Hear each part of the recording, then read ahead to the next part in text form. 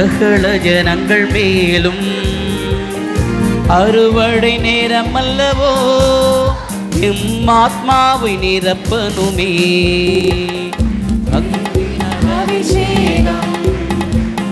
சகல ஜனங்கள் மேலும் அறுவடை நேரம் அல்லவோ எம் ஆத்மாவை நிரப்பனுமே. தீ போல இறங்கனுமே, அக்னி நாவாக அமர்ந்திடுமே, கொடும் காற்றாக வீசனுமே, ஆத்ம நதியாக பாய்ந்திடுமே. தீ போல இறங்கனுமே, அக்னி நாவாய் அமர்ந்திடுமே, கொடும் காற்றாக வீசனுமே,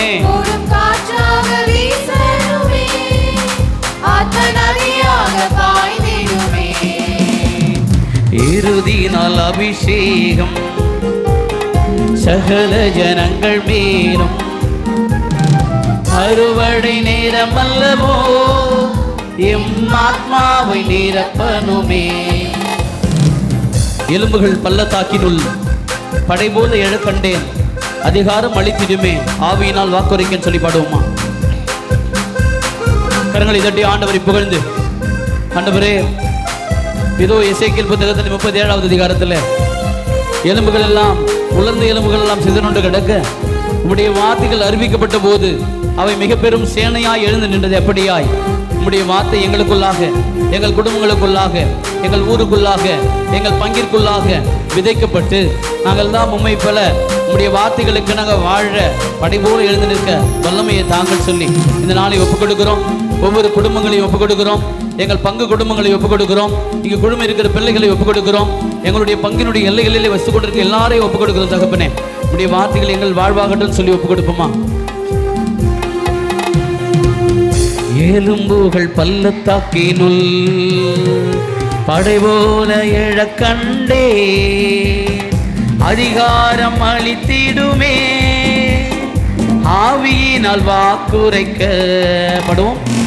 எலும்புகள் பள்ளத்தாக்கினுள் படை போல எழ கண்டே, அதிகாரம் அளித்திடுமே, ஆவியினால் வாக்குரைக்க. எலும்புகள் பள்ளத்தாக்கி மீண்டும் எலும்புகள் பள்ளத்தாக்கினுள் ஆமென் படை போல எழ கண்டே, ஆண்டவரே ஆசீர்வதிங்க.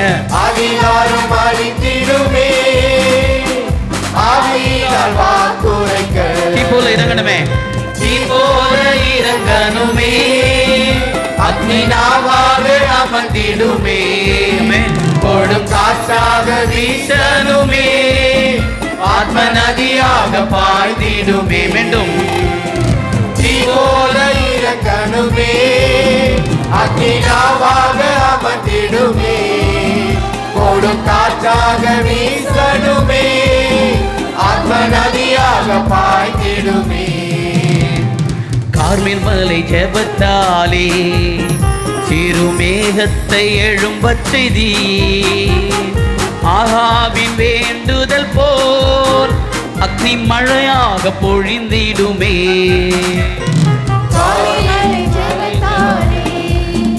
சிறுமேகத்தை எழும்பச் செய்தி, ஆகாவின் வேண்டுதல் போல் அக்னி மழையாக பொழிந்திடுமே. கார்மேல் மலை ஜெபத்தாலே சிறுமேகத்தை எழும்பச் செய்தி, ஆகாவின் வேண்டுதல் போல் அக்னி மழையாக பொழிந்திடுமே. படுவோம். கார்மேல் மலை ஜெபத்தாலே சிறுமேகத்தை எழும்பச் செய்தி, ஆகாவின் வேண்டுதல் போல் அக்னி மழையாக பொழிந்திடுமே. தீ போல இறங்கிடுமே, தீ போல இறங்கடுமே, அக்னி நாவாக அமர்ந்திடுமே, கொடும் காற்றாக வீசனுமே, ஆத்ம நதியாக பாய்ந்திடுமே. தீ போல இறங்கடுமே, அக்னி நாவாக அமர்ந்திடுமே, கொடும் காற்றாக வீசனுமே, ஆத்ம நதியாக பாய்ந்திடுமே. இறுதி நாள் அபிஷேகம் சகல ஜனங்கள் மேலும். அறுவடை நேரம் அல்லவோ, ஆத்மாவை நிரப்பனுமே. படும் இறுதி நாள் அபிஷேகம் சகல ஜனங்கள் மேலும். அறுவடை நேரம் அல்லவோ, எம் ஆத்மாவை நிரப்பனுமே. இப்பொழுது எல்லோரும் சேர்ந்து திருப்பாடல் 91 உன்னதமானவரின் என்கிற பாடல் நாம் பாடுவோம். 3வது பாடல் பேப்பரில். உன்னதமானவரின் உயர் மலையில் இருக்கிறவர் சர்வ வல்லவரின் நிழலில் தங்குவான், இது பரமசிலாக்கியமே. உன்னதரின் பாதுகாப்பில் வாழ்பவர், எல்லாம் வல்லவர் நிழலில் தங்கியிருப்பவர் என்கிற திருப்பாடல் வரிகளை, இது பழைய திருப்பாடல் வரிகள். நம்ம இணைந்து அவருடைய சிறகுகளுக்குள்ளாக இருக்கும் பொழுது, அவர் சேட்டையின் கீழும் போது அவர் சிறகுகளின் கீழ் நாம் இருக்கிற பொழுது அடைக்கலம் புகழ்வே அவர் தம் சிறகுகளால் மூடிக்கொள்வார், அவர் நம்மை பாதுகாப்பார், நம்மை வழிநடத்துவார் என்கிற வார்த்தைகளை உள்வாங்கி உன்னதமானவரின் பாடல் நாம் பாடுவோமா?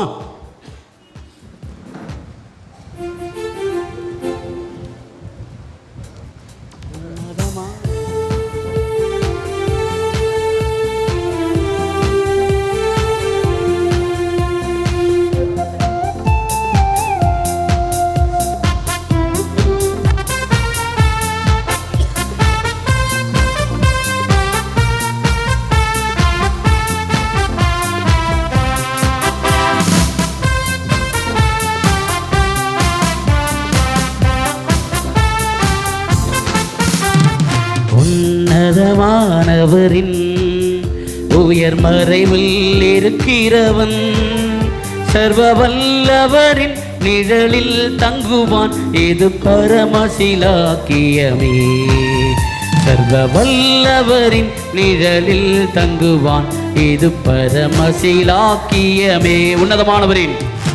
உன்னதமானவரின் உயர் மறைவில் இருக்கிறவர், சர்வ வல்லவரின் நிழலில் தங்குவார், இது பரமசிலாக்கியமே.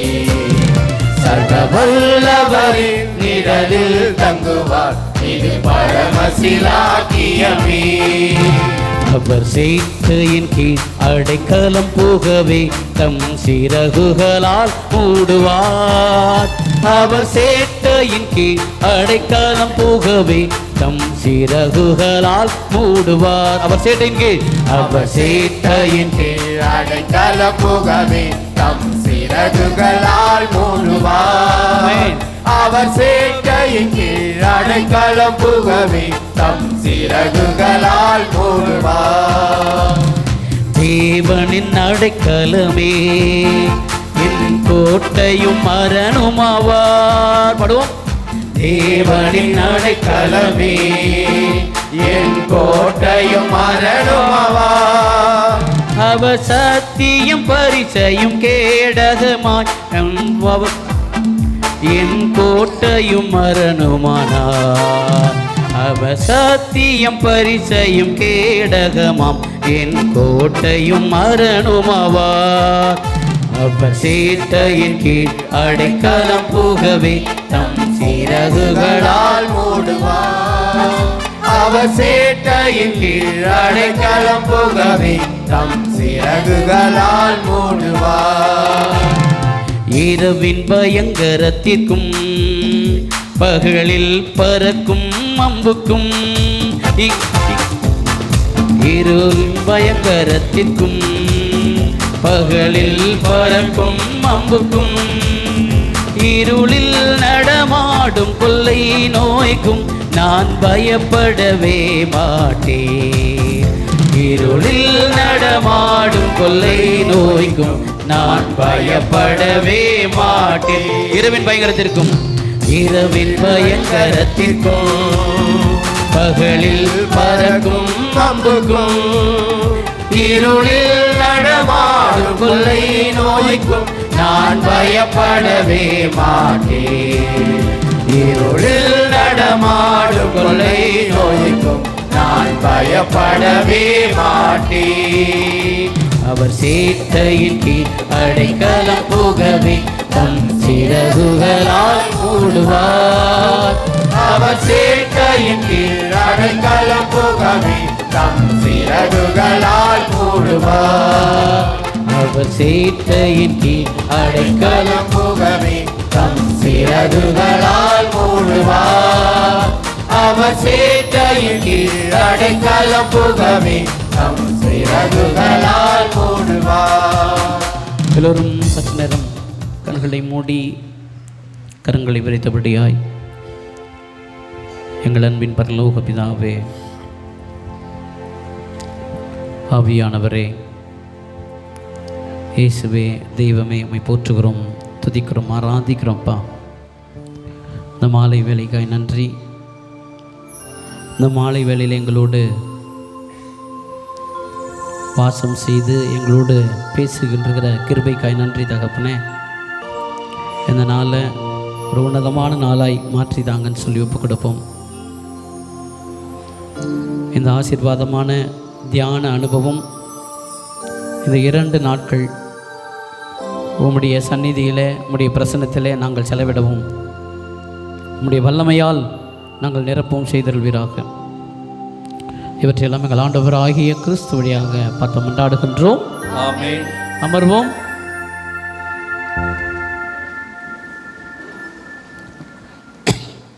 Praise the Lord. இயேசுவுக்கே புகழ், இயேசுவுக்கே நன்றி. நம்ம தியானம் எடுக்க வேண்டிய தந்தை தாமதமாக வந்து கொண்டிருக்கிறார் டிராஃபிக்னால. அதனால் அவர் வர வரைக்கும் இந்த தியான செய்தியை நான் வழங்குகிறேன். இறை வார்த்தைகளை பகிர்ந்து கொள்வதனால இந்த வாய்ப்பு எனக்கு கிடைத்திருப்பது மகிழ்ச்சி தான். லூக்கா நற்செய்தி எடுப்போம்.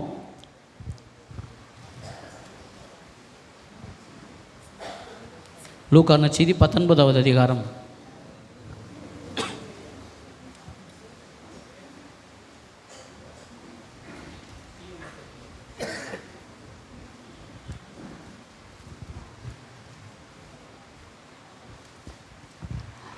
லூக்கா நற்செய்தி அதிகாரம் 19. இறை வார்த்தைகள் 1 முதல். இந்த தியானத்தினுடைய மையம், தியானம் எதற்காக? நம்ம 2 நாட்கள் செலவு பண்ணுறோம், இவ்வளோ நேரம் செலவு பண்ணுறோம். இன்றைக்கி ஃபுல்லாக 2 மணி நேரம் 3 மணி நேரம், நாளைக்கு ஒரு 3 மணி நேரம் 4 மணி நேரம். எதற்காக இது தியானம்? எதற்காக கொடுக்குறோம்? எதற்காக? வழிபாட்டு கூட்டங்களை எல்லாம் கூட்டுங்கள், சிறியோர்கள் முதல் முதியோர்கள் வரை அழையுங்கள் என்று சொல்லி இறைவாக்குகளை உரைக்கிறது. எல்லாரையும் ஒன்று கூட்டி இறைவார்த்தை அறிவிக்க சொல்லி இறைவார்த்தைகளை சொல்லி அழைப்பெடுக்கிறது. அப்போ என்ன எதிர்பார்க்கிறது? இந்த தவ காலத்தில் தாயாகிய திரு அவை ஒவ்வொரு தனி மனித வாழ்க்கையிலும் என்ன எதிர்பார்க்கிறது என்பதை இந்த சக்கேவினுடைய வாழ்வு எடுத்து காட்டுகிறது. படிப்போமா? படிங்க. இயேசு எரிகோவுக்கு சென்று அந்நகர் வழியே போய் கொண்டிருந்தார். எரிக்கை வழியோ சென்று அந்த நகர் வழியே சென்று கொண்டிருந்தார். எந்த நகர் வழியாக போகிறாரு? யார் போகிறாங்க? அடுத்து அங்கு சக்கை என்னும் பெயருடைய, அவர் யாருன்றதை குறிப்பிட்டு காட்டுகிறது பைபிளில். அவர் யார்? அவர் பேர் என்ன? சரி, யாருக்குன்னா சக்கைன்னா மீனிங் தெரியுமா? கை தூக்கி சொல்லுங்க பார்ப்போம். சரி, பெரியவங்களாம் விட்டுருங்க. சின்ன பிள்ளைங்களுக்கு யாருன்னா தெரியுமா சக்கைன்னா என்ன? Very good. சின்ன குழந்தை யாரோ சொல்லியிருக்கேன். எந்த குழந்தை? சரி, ஓகே ஓகே, வெரி குட். கை தட்டுங்க அவங்களுக்கு. ஆண்டவருக்கு முன்பாக எல்லாம் செல்ல குழந்தை தான், அதனால் அவங்களும் செல்ல குழந்தை தான். சக்கைன்னா என்ன அர்த்தம்? தூய்மையான. தூய்மையான என்கிற வார்த்தை அவனிடத்தில் இருந்தது தவிர அவனிடத்தில் தூய்மை இல்லை. அப்படிப்பட்ட ஒருவன் அங்கே இருக்கிறான். நிறைய பேர்த்தில் ஆரோக்கிய சமையல் வச்சுருப்பாங்க, ஆனால் ஆரோக்கியமே இருக்காது. புரியுதா? ஆனால் நிறைய நம்ம வேளாங்கண்ணி மாதான்றது சாந்தமான பேர் வச்சுருப்பாங்க, ஆனால் பயங்கர கோபம் வரும். அந்த மாதிரி நிறைய பேர்களுக்கு ஆப்போசிட்டாக தான் நம்ம இருப்போம். புரியுதுங்களா? அப்போது இங்கே சக்கை என்ற ஒருத்தன் இருக்கான். அவனுடைய பெயர் தூய்மையான. அவனுடைய பெயர் என்ன? தூய்மையான ஒருத்தன். ஆனால் தூய்மைக்கும் அவனுக்கு சம்மந்தமே கிடையாது. தூய்மைக்கும் அவனுக்கும். எங்கள் ஊரில் போப்பு வந்தார் இல்லையா, இந்தியாவுக்கு வந்தார் 1984 85 வந்தார். 1984 அப்போ பிறந்ததுனால ஒருத்தனுக்கு பேர் போப்பு. அவனுக்கு பேர் வெறும் போப்பு. அவன் பேர் அப்போது போப் மாதிரி இருக்கணும் இல்லையா? போப் மாதிரி இல்லை அவர் வேறு மாதிரி ஃபுல்லாக ஆப்போசிட்டாக. அப்போது இன்றைக்கு பெயருக்கு மாற்றான வாழ்வை வாழ்ந்து கொண்டிருப்பது நிறைய பேர் இடத்துல இருக்கிற பொழுது, இங்கே சக்கேயு அவனுடைய பெயருக்கேற்ற வாழ்வில் இல்லை. சக்கேயு என்கிற பெயருடைய யார் அவர்? சத்தமா? அவர்கிட்ட பணம் இல்லாமல் இல்லை, செல்வங்கள் இல்லாமல் இல்லை. அப்படின்னா என்ன? எல்லாம் அவரிடத்துல இருந்தது. அவரிடத்துல எல்லாம் இருந்தது. அடுத்து படிங்க. அவர் வரி தண்டுவருக்கு தலைவர். எப்படி வரி தண்டுவர்னா, இங்கே ஒவ்வொரு ஊர்லேயும் ஒரு டீம் இருப்பாங்க. அந்தந்த டீமுக்கு டேக்ஸ் கட்டுவாங்க. அந்த டேக்ஸ் கட்டுறவங்களுக்கெல்லாம் தலைவர் அவர். ஒரு பெரிய டீமுக்கு அவர் தலைவர். அப்படின்னா அவர் கீழே ஆள், அதுக்கு கீழே ஆள் பலம் இருந்தது. அவரிடத்துல செல்வம் இருந்தது ஒன்று, ரெண்டாவது ஆள் பலம் இருந்தது. Price the Lord. பாருங்க, அவனிடத்துல செல்வம் இருந்தது, தேவையான பணம் இருந்தது, தேவையான சொத்து இருந்தது, அவனிடத்துல ஆள் பலம் இருந்தது. அதை போய் செய்யணும் போகிறதுக்கு ஆள் இருந்தாங்க, இதை போய் செய்யணும் செய்யறதுக்கு ஆள் இருந்தாங்க. ஆள் பலம் குறைபடாமல் அவனிடத்தில் இருந்தது. அடுத்து இயேசு யார் என்று அவர் பார்க்க விரும்பினார். இயேசுவை பற்றி கேள்விப்படுறாரு. இந்த தவ காலத்தில் நமக்கெல்லாம் புரிந்து கொள்ள வேண்டியது இதுதான். இயேசு யாருன்னு தெரிந்து கொள்ள வேண்டும். இயேசு யாருன்னு பார்க்கணும். இயேசு யாருன்னு தேடணும். அவரோடு விருந்துண்ண வேண்டும். இதுதான் அழைப்பு. அவரோட ஒன்றா இருக்கணும். அப்போ இயேசு இவருக்கு செல்வம் தான் இருக்கு, செல்வம் இருக்குது, ஆள் பலம் இருக்குது, எல்லாம் வேறு என்ன தேவை இருக்குது? இயேசுவை தேட வேண்டிய தேவை என்ன இருக்கிறது அவனுக்கு? ஆனால் அவன் தேடுகிறான். ஏன்னா செல்வமோ ஆள் பலமோ ஒரு காலும் நிறைவு தராது. Price the Lord. எல்லாம் பணம் வச்சுக்கிறவங்க எல்லாம் நிம்மதியாக தூங்குறாங்கன்னு நினைக்கிறீங்களா? இந்த காசை என்ன பண்ணுறது பட்டுக்குனே அதை தான் யோசிப்பாங்க. இந்த காசை வச்சோமா இல்லை வாங்கிட்டோமா அவங்ககிட்ட, நாளைக்கு காலைல எழுந்தவுடனே அந்த காசை போய் கேட்டு வாங்கிடணும். இப்படி தான் தூங்க முடியும். இல்லை பீரோ பூட்டமா இல்லையா, திருடம் அந்த பக்கம் விட்டு எடுப்பானா, அப்படிலாம் யோசிக்க வேண்டிய நம்முடைய ஃபுல்லாகவே நம்முடைய மனம்லாம் மாறி போயிடுகிறது. நிம்மதி இருக்காது. இங்கே இவனிடத்துல எல்லாம் இருக்கிறது. ஆனால் இயேசு என்கிற ஒருவரை தேடுகிறான். இயேசு என்கிற ஒருவரை தேடுகிறான். அவனிடத்தில் செல்வம் இருக்கிறது, வளமை இருக்கிறது, ஆள் பலம் இருக்கிறது, செய்வதற்கு ஆள்கள் இருக்கிறார்கள், எதுக்கு எடுத்தாலும் ஆள் இருக்காங்க. ஆனால் அவன் தேடியது இயேசு. Price the Lord. அடுத்து மக்கள் திரளாய் கூடியிருந்ததால் அவரை பார்க்க முடியவில்லை. ஏனெனில் சக்கேயு குட்டையாயிருந்தார். இதில் ரெண்டு விஷயங்கள் சொல்லப்பட்டிருக்கிறது. ஒன்று, இயேசுவை பார்க்க முடியலை, ஏன்னா குட்டையாக இருந்தான், ஏன்னா மக்கள் கூட்டம் திரளாக இருந்தது. இது நம்மலாம் சொல்லிக்கிற என்ன சொல்லுவாங்க, ஏமா போடல, ஏன் இன்றைக்கி சண்டே மாதம் போக முடியல, ஒரே தலைவலி, ஆனால் 10 மணிக்கு படம் வச்சு பார்த்துணுமோ, ஏன் அது இன்றைக்கி வர முடியல, ஏன் கோயிலுக்கு வர முடியல, நடக்க முடியல. ஆனால் இங்கே ஃபங்க்ஷன் வைக்கும்போது நல்லா வேகமாக நடந்து அட்டன் பண்ணிட்டு போக முடியுது. அப்போது நம்ம ஒரு நொண்டி கதையெல்லாம் சொல்கிறோம்ல, அந்த மாதிரி ஒரு நொண்டி கதை. சக்கேயு குட்டையாக இருந்ததால் பார்க்க முடியவில்லை. இன்னொன்று என்ன காரணம்? அது மக்கள் திரளாக இருந்தார்கள். மக்கள் எப்பவுமே ஒரு பக்கம் பார்க்க விடவே மாட்டாங்க. அது தெரிஞ்ச கதை. மக்கள் பார்க்க விட மாட்டார்கள், கடவுள்கிட்ட போகிறதுக்கு விட மாட்டாங்கன்றதை ரொம்ப அழகாக சொல்லி தருகிறது. குட்டையாக இருந்தாலும் ஒரு பக்கம், மக்கள் எப்பொழுதுமே போக விட மாட்டாங்க. அடா இன்றைக்கி தியானத்துக்கு போகலாம் அப்படின்னு சொன்னா, டே இருடா மேட்ச் இருக்கடா பார்த்துட்டு போயிடலாம், ஃபஸ்ட் ஹாஃப் மட்டும் பார்த்துட்டு போயிடலாம், உட்கார வச்சு ஃபுல்லாக பார்க்க. அப்போது மக்கள் நமக்கு தடையாக இருப்பார்கள். இதை நிறைய இடத்துல இயேசு சுட்டி காட்டுகிறார். முடக்குவாதம் மற்றவங்களை தூக்கிட்டு போகும்பொழுதும் மக்கள் இருக்கிறதுனால போக முடியல, அவங்க மேலிருந்து இறங்குவாங்க. ஆனால் அவனை எழுப்பும்போது உன்னுடைய படுக்கையை எடுத்துக்கொண்டு வாசல் வழியே போவார், அவன் வாசல் வழியே போவான். Price the Lord. எந்த இடத்துல வழி இல்லைன்னு சொன்னாங்களோ அந்த இடத்துல வழியை உருவாக்கி தருவார். மக்கள் பார்க்க விடமாட்டார்கள். இது நல்லா புரிஞ்சுக்கணும். அவனுக்கு தேடல் இருந்தது, ஆனால் பார்க்க மக்கள் விடவில்லை. அவனுடைய நிலையும் அப்படி இருந்தது. குட்டை என்பது அவனுடைய உயரத்தை மட்டுமல்ல, அவனுடைய மனநிலையும் அப்படித்தான் இருந்தது. ஏன்னா மனசு ஃபுல்லாக வஞ்சனமும், மனசு ஃபுல்லாக பாவங்களும், மனசு ஃபுல்லாக கோபங்களும், மனசு ஃபுல்லாக அவதூறுகளும் வைத்துக்கொண்டு இயேசுவை தேடினால் பார்க்க முடியாது. அதை நம்முடைய உயரத்தை குறைத்து விடுகிறது, அதனுடைய நம்ம உயரத்தை அழித்து விடுகிறது. அது இயேசுவை பார்க்க முடியாமல் செய்கிறது என்பதை தான் சொல்லி காட்டுகிறார்கள் இந்த நற்செய்தியாளர்கள். அப்போ என்ன அர்த்தம்? அங்கே இயேசுவை தேட விரும்புகிறான். யார் தேட விரும்புகிறா? இயேசு எந்த நகர வழியாக போகிறாரு? எரிக்கோ நகர். அவன் யார் பார்க்க விரும்புகிறா? அவனுடைய பெயருக்கு மீனிங்னா அவன் யார்? அவன் செல்வராக இருந்தும் வேற என்ன தலைவராக இருந்தான்? வரிதண்டருடைய தலைவராக இருந்தான். அவன் பார்க்க முடியவில்லை. ஏன் பார்க்க முடியவில்லைன்னா மக்கள் திரளாக இருந்ததுனாலும் அவன் குலமாக இருந்ததானாலும் பார்க்க முடியவில்லை. அடுத்து அவர் முன்னே ஓடி போய் அவரை பார்ப்பதற்காக ஒரு காட்டு அத்தி மரத்தில் ஏறிக்கொண்டார். என்னென்ன? இயேசு காட்டு அத்தி மரத்தில் ஏறிக்கினா என்ன பண்ண மாட்டாரு?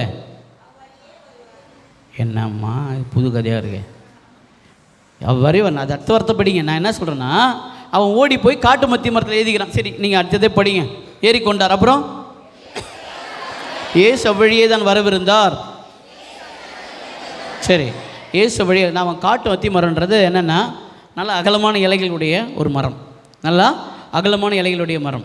அவன் என்ன நினைத்து ஏறிக்கொண்டான்னா, அவன் மேலே ஏறிக்கொண்டு இயேசுவுக்கு தெரியாமல் நம்ம இயேசுவை பார்த்துடணும், இயேசுவுக்கு தெரியாமல் பார்க்கணும் அப்படி சொல்லிட்டு முன்னாடி ஓடி போயிட்டு அந்த மரத்தில் ஏறிக்கொள்ளுகிறான். Price the Lord.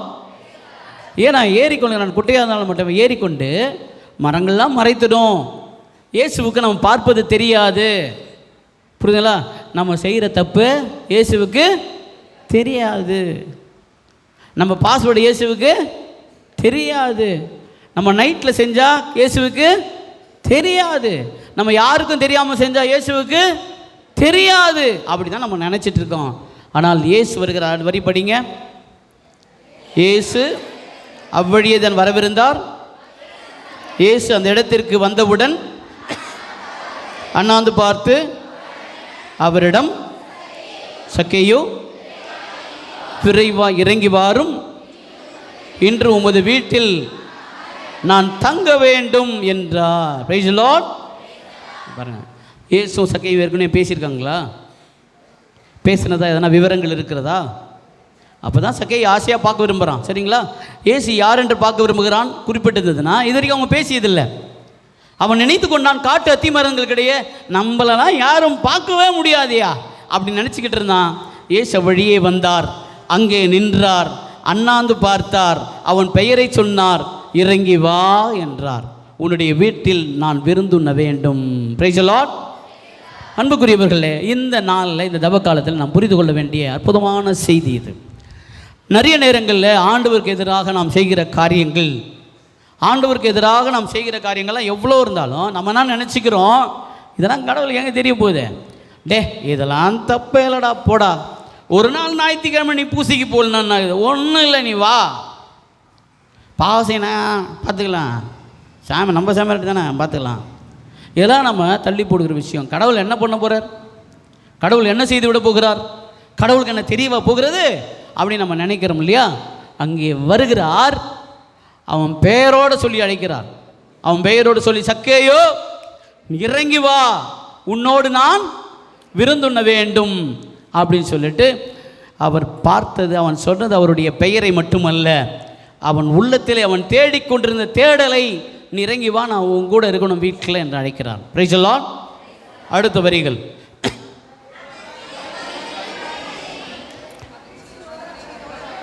இயேசு வழியே தான் வரவிருந்தார். இயேசு அந்த இடத்திற்கு வந்தவுடன் அண்ணாந்து பார்த்தவரிடம், சக்கேயு விரைவாக இறங்கி வாரும், இன்று உமது வீட்டில் தங்க வேண்டும் என்றார். அப்புறம் அவர் விரைவாக இறங்கி வந்து அவரை மகிழ்ச்சியோடு வரவேற்றார். Price the Lord. இப்போ இறங்கி வருதல், இயேசு அழைக்கும் போது இறங்கி வருதல். இன்றைக்கு இந்த தவக்காலத்தில் நம்ம எல்லாம் பல்வேறு காரியங்களை செய்து கொண்டிருப்போம். பல்வேறு காரியங்களை நம்ம செய்து கொண்டிருப்போம். நிறைய தவ முயற்சிகளை எடுத்திருக்கோம். நிறைய பேர் நல்ல காரியங்கள் நீங்கள் செய்திருப்பீங்க, இல்லைன்னு சொல்லலை. இந்த நேரத்தில் ஆண்டவரோடு நம்ம இருக்கிறோமா என்பது மிக முக்கியம். கடவுளோடு நம்ம இருக்கிறோமா? கடவுளோடு உட்காந்து சாப்பிடக்கூடிய அந்த வல்லமை நம்ம இடத்துல இருக்கிறதா? கடவுளுடைய அழைப்புக்கு திருவெளிப்பாடு புத்தகத்தில் சொல்வார், உன்னுடைய வீட்டின் கதவுகளை நான் தட்டி கொண்டிருக்கிறேன், உன்னுடைய வீட்டின் கதவுகளை நான் தட்டி கொண்டிருக்கிறேன், என்னுடைய குரலை கேட்டு கதவை திறந்து என்னோடு இருந்தால் நான் உங்களோடு உணவு உண்பேன், உங்களோடு விருந்து உண்பேன். Price the Lord. அப்படின்னா என்ன அர்த்தம்?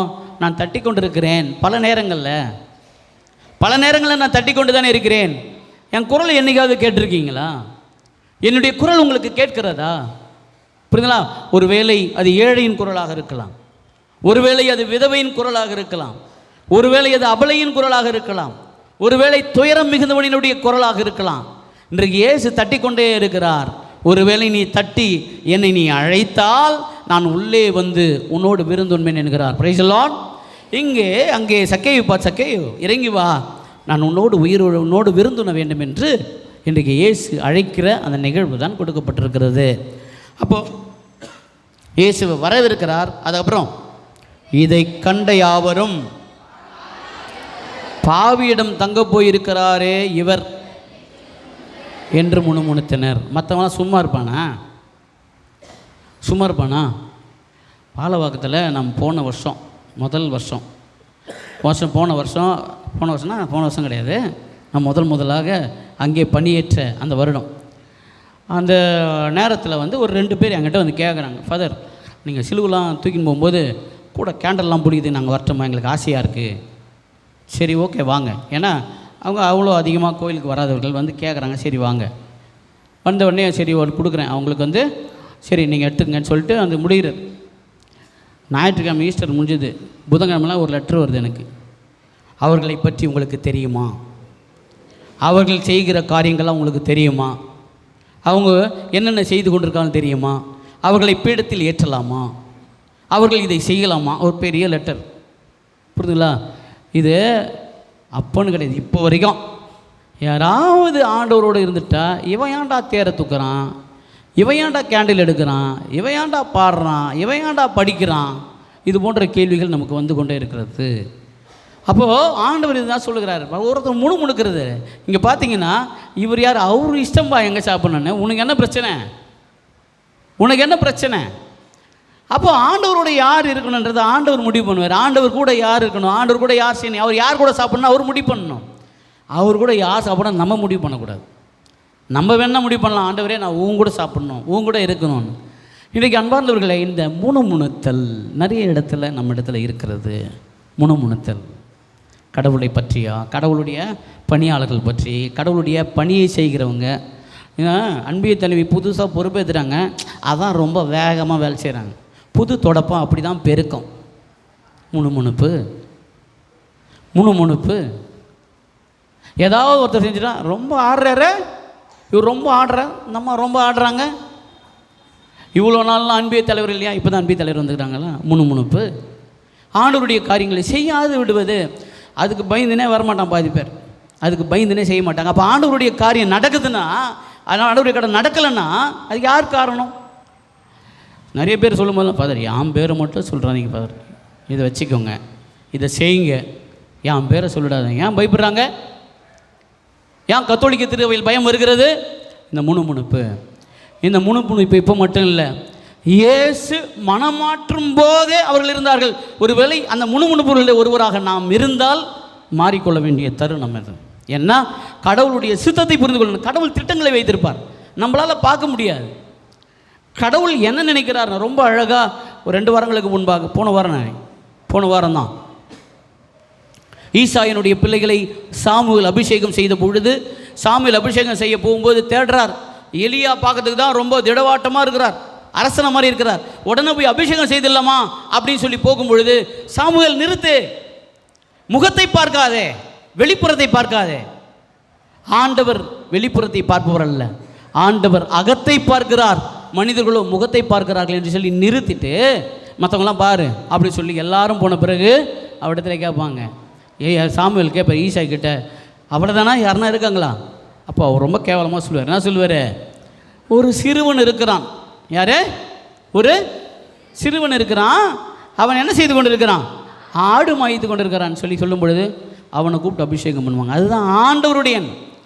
அதனால் நமக்கு தெரியாது. இந்த முணுமுணுப்பு ஒருவேளை நம்ம இருந்தோன்னா கண்டிப்பாக பாவ மன்னிப்பில் நீங்கள் பங்கேற்க வேண்டியது கட்டாயம். பாவ மன்னிப்பில் சொல்ல வேண்டியது கட்டாயம். ஆண்டவரை தேடலையா? பாவ மன்னிப்பு ஆண்டவரை தேடலை, பாவ மன்னிப்பில் சொல்ல வேண்டியது கட்டாயம். அடுத்தவர்களை தடுப்பதா நான் இருக்கிறேனா? ஆண்டவரிடத்தில் வருவதற்கு தடுப்பதா இருக்கேனா? பாவ மன்னிப்பில் நான் பல பேரை ஆண்டவரிடம் வருவதற்கு நான் தடுத்து விட்டேன், சொல்ல வேண்டிய கட்டாயம். ஆக என் அன்பார்ந்தவர்களே, இந்த ஒருவேளை நாம் தடுத்திருந்தோன்னா, ஒருவேளை நாம் முணுமுணுத்திருந்தோன்னா ஆண்டவரிடத்தில் மன்னிப்பு கேட்போம். அடுத்தது படிங்க. சக்கை எழுந்து நின்று, ஆண்டவரே, என் உடைமைகளில் ஏழைகளுக்கு உடைமைகளில் பாதியை ஏழைகளுக்கு கொடுத்து விடுகிறேன். எவர் மீதாவது பொய்க்குற்றம் சுமத்தி எதையாவது கவர்ந்திருந்தால் நான் 4 மடங்காக திருப்பி கொடுத்து விடுகிறேன் என்று அவரிடம் கூறினார். Price the Lord. என்ன சொல்றான் அவன்? சக்கை சொன்னது என்ன? என்ன சொல்றான்? பைபிளுக்கு சொல்லுங்க. ஆண்டவரே, என் உடைமைகளில் பாதியை கொடுத்து விடுகிறேன். ஏன்னா நான் சம்பாதிச்சது நேர்மையானதல்ல, நேர்மையான சம்பாத்தியம் கிடையாது. அதனால் ஏழைகளுக்கு கொடுத்து விடுகிறேன். மீதி இருக்கு இல்லையா, அது யாராவது ஏமாத்திருந்தேன்னா, யாருக்காவது பொய் குற்றம் சுமத்திருந்தேன்னா அதை எத்தனை மடங்காக கொடுக்குறேன்? என்னன்னா, ஒன்று யாருக்கு சேரணுமோ அது சேர்ந்துடணும் அப்படின்றது ஒன்று. இன்னொன்று, விவிலியத்தில் இல்லாத ஒரு மடங்கு சொல்கிறான். 4 மடங்கு இல்லை, எல்லாருக்கும் 2 மடங்கு. ஒன்றை எவனா திருடினான்னா இன்னொரு கோழி கொடுத்துடணும். ஒரு கோழியை திருட்டான்னா ஒரு கோழியை கொடுத்துடணும். எப்படா அடுத்தவங்க கோழி நம்ம வீட்டில் வரும்னு காத்துனோம். கிராமத்தில் நிறைய பேர். நம்ம ஊரில் கோழிங்க அவ்வளோலாம் பிரச்சனை இல்லை, நாய்ங்களே சாப்பிட்டு முடிச்சிடுது. ஆனால் மற்றவங்களாம் போய் கப்புன்னு முடிச்சுட்டு சாப்பாடு செஞ்சுட்டு போயிடுவாங்க. அப்போ இருக்கும்போது ஒரு கோழியோ ஆடையோ திருன்னா அது ஈக்குவலாக தரணும். ஒரு வேளை அது செத்துட்டு இருந்துச்சுன்னா அப்படின்னா அதுக்கு 2 மடங்காக 3 மடங்காக தருவாங்க. இவன் எல்லாத்தையும் தாண்டி 4 மடங்காக தருக்கிறேன். இருக்கிற சட்டங்களெல்லாம் தாண்டி நான் 4 மடங்காக தரேன் அப்படின்னு சொல்கிறான். அதனால தான் இயேசு அவனை பார்த்து என்ன சொல்கிறார்? இந்த வீட்டிற்கு மீட்பு உண்டாயிற்று. அப்போது ஆண்டவரோட சேரணும், ஆண்டவரோட இணையணும், ஆண்டவரோடு விருந்தணுன்னா என்ன செய்யணும் அப்படின்னாக்கா, ஒரு மிகப்பெரிய மனமாற்றம் நிகழணும். ஏதாவது ஒரு தீர்மானத்தை எடுக்கணும்.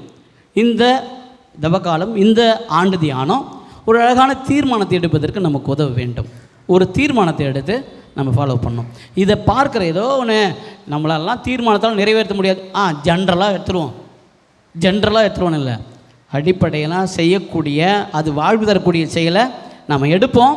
அது நிச்சயமான ஒரு வாழ்வு தரக்கூடிய செயலாக இருக்கட்டும். இப்போ ஒரு பாடலை பாடி வந்திருக்கிற தந்தைக்கான அழகான வாய்ப்பை நாம் வழங்குவோம். சீயோனை தேற்றுவார் இயேசு.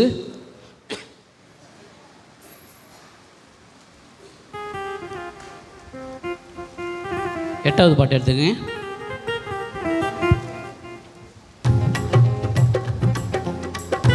எழுந்திருப்பா அப்படியே உட்காந்து தூக்கம் வந்துடும். எழுந்துருங்க, கரங்களை தட்டி.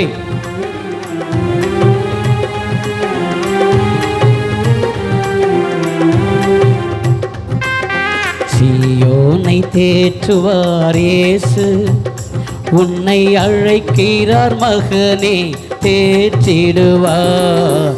சீயோனை தேற்றுவார் மகளே, உன்னை அழைக்கிறார் மகளே, தேற்றிடுவார். மீண்டும், சீயோனை தேற்றுவார் இயேசு, உன்னை அழைக்கிறார் மகனே, தேற்றிடுவார். சீயோனை தேற்றுவார் இயேசு, உன்னை அழைக்கிறார் மகனே, தேற்றிடுவார்.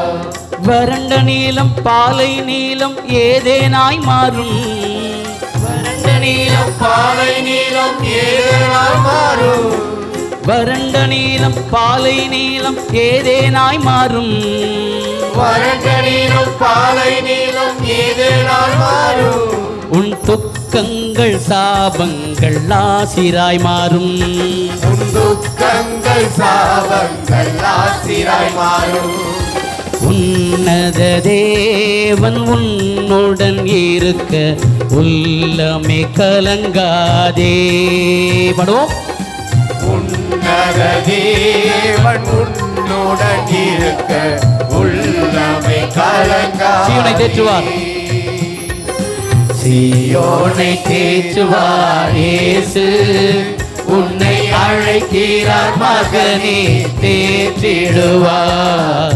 சீயோனை தேற்றுவார் இயேசு, உன்னை அழைக்கிறார் மகளே தேற்றிடுவார். பள்ளங்கள் மலைகள் சமமாகும், பள்ளங்கள் மலைகள் சமமாகும், பள்ளங்கள் மலைகள் சமமாகும், பள்ளங்கள் மலைகள் சமமாகும். உன் கவலைகள் கண்ணீர்கள் களிப்பாய் மாறும், உன் கவலை கண்ணீர் களிப்பாய் மாறும். உன்னத தேவன் உன்னுடன் இருக்க உள்ளமே கலங்காதே. உன்னத தேவன் உன்னுடன் இருக்க உள்ளமே கலங்காதே. சீயோனை தேற்றுவார். சீயோனை தேற்றுவார் இயேசு, உன்னை அழைக்கிறார் மகனே தேற்றிடுவார். சீயோனை தேற்றுவார் இயேசு, உன்னை அழைக்கிறார் மகளே தேற்றிடுவார். வியாதிகள் வருத்தங்கள் மாற்றிடுவார், வியாதிகள் வருத்தங்கள் மாற்றிடுவார். வியாதிகள் வருத்தங்கள் மாற்றிடுவார். வியாதிகள் வருத்தங்கள் மாற்றிடுவார். உன் மனநோய்கள் யாவையும் போக்கிடுவார். உன் மனநோய்கள் யாவையும் போக்கிடுவார். உன்னத தேவன், உன்னத தேவன் உன்னுடன் இருக்க உள்ளமே கலங்காதே.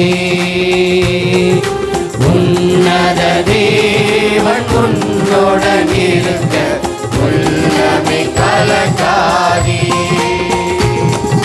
சீயோனை தேற்றுவார் இயேசு, உன்னை அழைக்கிறார் மகனே தேற்றிடுவார். சீயோனை தேற்றுவார் இயேசு, மகளே உன்னை அழைக்கிறார் மகளே மீண்டும் சீயோனை. தேற்றிடுவார்.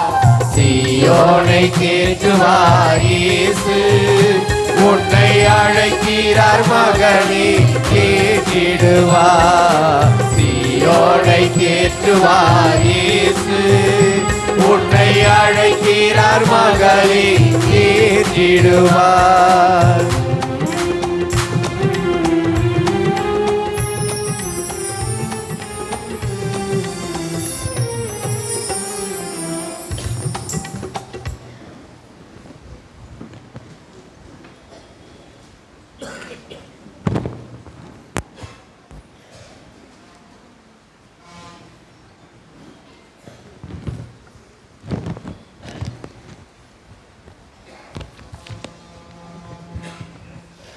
Praise the Lord. Praise the Lord. Praise the Lord. இயேசுவுக்கே புகழ், இயேசுவுக்கே புகழ், இயேசுவுக்கே நன்றி, இயேசுவுக்கே நன்றி. இயேசுவே நீர் நல்லவர், இயேசுவே நீர் நல்லவர், இயேசுவே நீர் வல்லவர், இயேசுவே நீர் வல்லவர், இயேசுவே நீர் இரட்சகர், இயேசுவே நீர் இரட்சகர், இயேசுவே நீர் வாழ்பவர், இயேசுவே நீர் வாழ்பவர், இயேசுவே நீர் வாழ வைப்பவர், இயேசுவே நீர் வாழ வைப்பவர். இயேசுவுக்கே புகழ், இயேசுவுக்கே புகழ். ஹalleluya, ஹalleluya, ஹalleluya. பிரியமான சகோதர சகோதரிகளே, இந்த அற்புதமான நாளிலே உங்கள் அனைவரையும் பார்ப்பதிலே பெரும் மகிழ்ச்சி.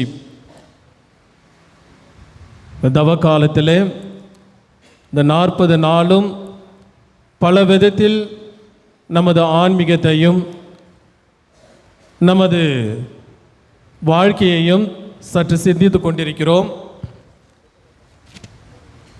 அந்த விதத்திலே இன்று நமது பங்கிலே சிறப்பான விதத்திலே ஒரு முக்கியமான நாட்கள், இந்த வருடத்தில் ஒரு முக்கியமான நாட்கள் என்று சொல்லும்போது தவக்காலத்தில் நாம் பங்கேற்கின்ற இந்த தியானம்தான். எனவே இந்த நாளில் ஆண்டவருக்கு நன்றி செலுத்துவோம். திருப்பாடல் ஆசிரியர் 34 கூறுவது போல அவரை நோக்கி பார்த்தோர் முகம் மகிழ்ச்சியால் மிளிர்ந்தன. Praise Lord, praise Lord. யாரை நோக்கி பார்த்தோர் முகம் மகிழ்ச்சியால் மிளிர்ந்தது? இயேசுவை. நம்ம எதையோ பார்த்துக்கிட்டு இருக்கிறோம், அதெல்லாம் நமக்கு மகிழ்ச்சி தராது. நம்ம மொபைல் எடுத்து பார்க்குறோம்ல, ஸ்வைப் பண்ணிட்டு போன மாதிரி நம்ம மகிழ்ச்சி ஸ்வைப் பண்ணிட்டு போயிட்டே இருக்கோம். யாரை நாம் உற்று நோக்கும் போது மகிழ்ச்சி நிலையாக இருக்கும், ஆசை நிலையாக இருக்கும், அமைதி நிலையாக இருக்கும் என்றால் நம்மை படைத்த கடவுள், விண்ணையும் மண்ணையும் படைத்த கடவுள், காண்கின்ற காணாதவைகள் அனைத்தையும் படைத்த கடவுள் இது அப்ப வடிவில் அருள் பிரசன்னத்தால் நம்ம நிரப்பி கொண்டிருக்கிறார். எனவே இந்த நாளில் அவரிடம் ஒப்பு கொடுப்போம்.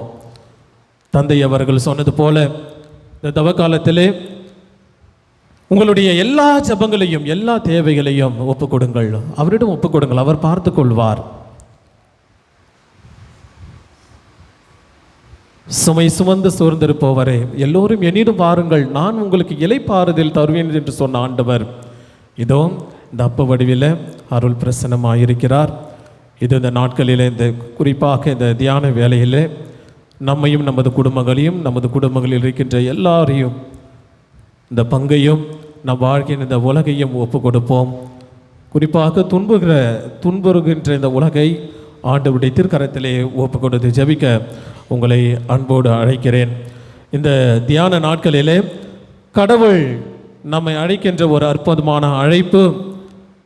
ஒரு அங்கங்கே ஒரு கேப் கிடைக்கும் போதெல்லாம் ஆண்டவர் இயேசுவினுடைய அந்த வல்லமைமிக்க அந்த நாம ஜெபத்தை நாம் சொல்வோம். மத்தேயு 15:22 அதிகாரம் எடுத்து வாசிங்களேன். மத்தேயு 15:22 வாசகம்.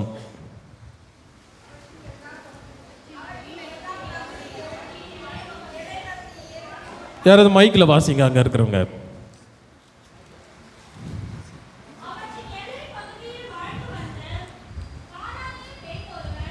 கானானிய பெண் ஒருவர் அவரிடம் வந்து, ஐயா, தாவீதின் மகனே, எனக்கு இரங்கும், என் மகள் பேய் பிடித்து கொடுமைக்குள்ளாகி இருக்கிறாள் என கதறினாள். அப்படியே தொடர்ந்து வாசிங்களேன். ஆனால் இயேசு அவரிடம் ஒரு வார்த்தை கூட மறுமொழியாக சொல்லவில்லை. வாசிங்க. சீடர்கள் அவரை அணுகி, நமக்கு பின்னால் கத்தி கொண்டு வருகிறாரே, இவரை அனுப்பிவிடும் என வேண்டினார். அங்க ஒரு தடை அந்த அம்மாவுக்கு. தொடர்ந்து வாசிங்க. அவரோ மறுமொழியாக, இஸ்ரேல் குலத்தாருள் காணாமற் போன ஆடுகளாய் இருப்போரிடமே நான் அனுப்பப்பட்டேன் என்றார். ஆனால் அப்பெண் அவர் முன் வந்து பணிந்து விடாபிடியாக, ஐயா, எனக்கு உதவி அருளும் என்றார். அவர் மறுமொழியாக பிள்ளைக்குரிய உணவை எடுத்து நாய்க்குட்டிகளுக்கு போடுவது முறையல்ல என்றார். எவ்வளவு ஒரு கனமான வார்த்தைகள் கடவுள் சொல்றார். இது ஒரு விளக்கத்தை சொன்னா நிறைய அது ஒரு மிகப்பெரிய ஒரு விளக்கமாக இருக்கும். அது உடனே அதுக்கு என்ன சொல்றாங்க அந்த அம்மா? உடனே அது பெண், ஆமையா, ஆனாலும் தங்கள் உரிமையாளரின் மேசையிலிருந்து விழும் சிறு துண்டுகளால் நாய்க்குட்டிகள் தின்னுமே என்றார். இயேசு என்ன சொல்றார் அதுக்கு? இயேசு மறுமொழியாக, அம்மா, உமது நம்பிக்கை பெரிது, நீர் விரும்பியவாறே உமக்கு நிகழட்டும். Praise the Lord, praise the Lord. இந்த கானானிய பெண்ணினுடைய நம்பிக்கையை இந்த நாட்களிலே நாம் பெற வேண்டும். நாம் புனித வாரத்திற்கு பயணிக்க இருக்கின்றோம். இந்த கானானிய பெண்ணினுடைய அது அவருடைய நம்பிக்கைக்கு அளவே இல்லை. எனவே இந்த நாளில் ஒவ்வொரு அடிக்கடி இந்த கனானிய பெண்ணுடைய அந்த அற்புதமான அந்த நாம ஜெபத்தை சொல்லி நாம் வேண்டுவோம். கரங்களை உயர்த்தி சொல்வோமா? இயேசுவே, தாவீதின் மகனே, எனக்கு இரங்கும். இயேசுவே, தாவீதின் மகனே, என் குடும்பத்தின் மீது இரங்கும். இயேசுவே, தாவீதின் மகனே, என் பிள்ளைகள் மீது இரங்கும். இயேசுவே, தாவீதின் மகனே, என் பங்கின் மீது இரங்கும். இயேசுவே, தாவீதின் மகனே, நோயாளர்கள் மீது இரங்கும்.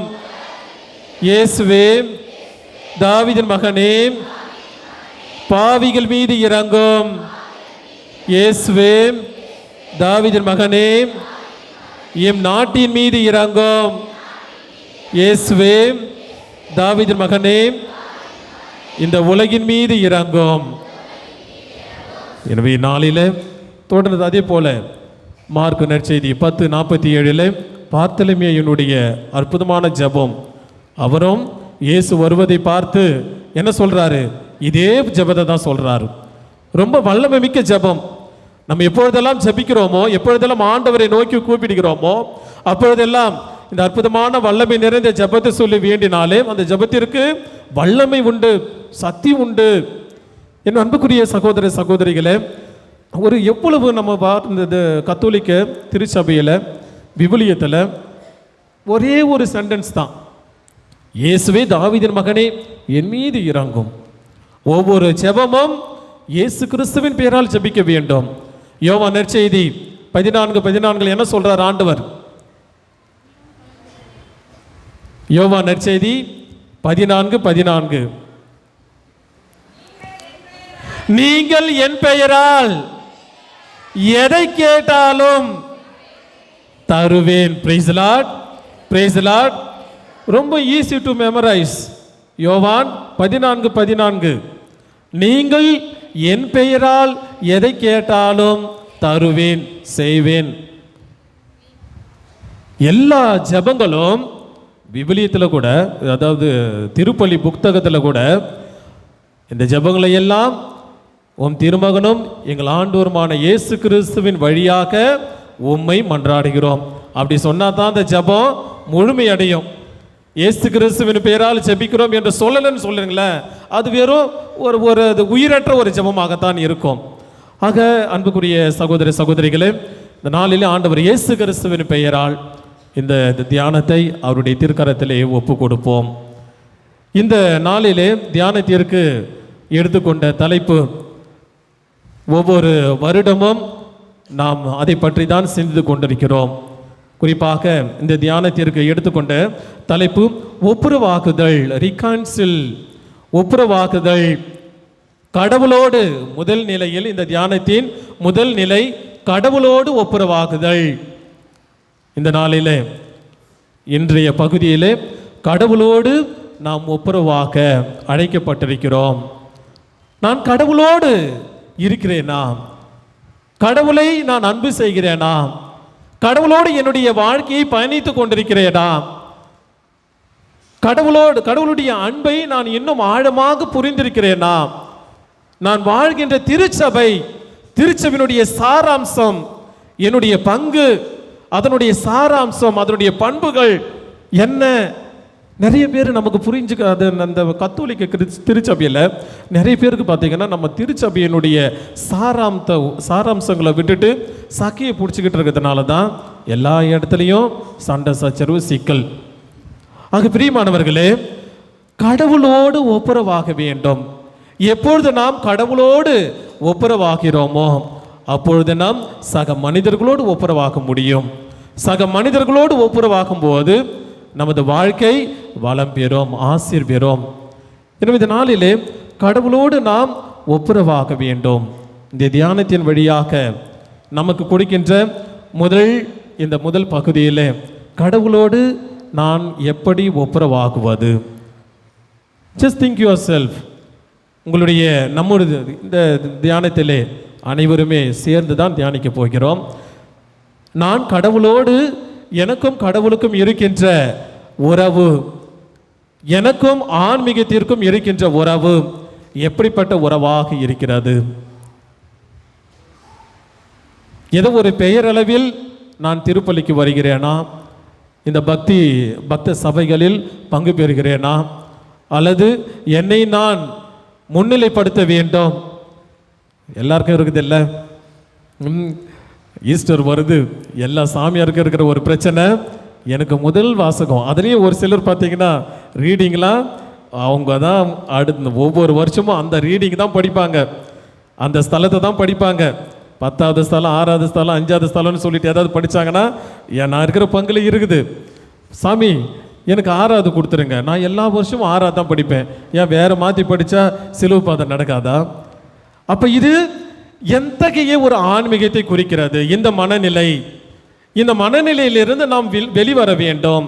ஒரு சிலருக்கு திருவிழா டைமில் ரீடிங் படிக்கலனா திருவிழாவே கிடையாது.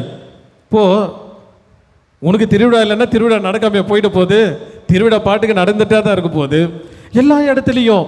ஆக இப்படிப்பட்ட மனநிலை எப்படி நாம் கடவுளோடு உறவு கொள்கிறோம், எப்படிப்பட்ட ஒரு ஆன்மீகத்தை நாம் வளர்த்து கொண்டிருக்கிறோம் என்பதை இந்த நாளிலே நமக்குள்ளே கேள்வி எழுப்பப்பட வேண்டும்.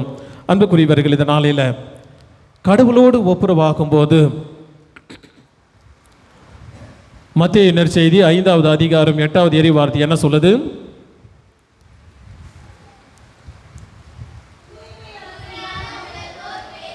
தூய்மையான உள்ளத்தோர் பேறு பெற்றோர் கடவுளை காண்பர். Praise the Lord, praise the Lord.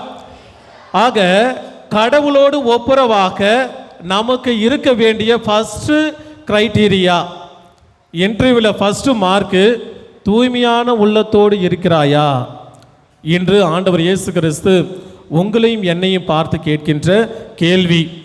ஆண்டவரோடு நாம் இரண்டரை கலக்க வேண்டும், அவருடைய அன்பில் நிலைத்திருக்க வேண்டும், அவருடைய ஆசிரியை பெற்றுக்கொள்ள வேண்டும் என்றால் ஃபர்ஸ்ட் கிரைட்டீரியா தூய்மையான உள்ளம். தூய்மையான உள்ளம், தூய்மையான உள்ளம் கொண்டவர் பேறு பெற்றோர், ஏனெனில் அவர்கள் கடவுளை காண்பார். யாரெல்லாம் கடவுளை காண்பார்கள்? தூய்மையான உள்ளம் கொண்டவர்கள். தொடர்ந்து மத்தேயு நற்செய்தி, அதாவது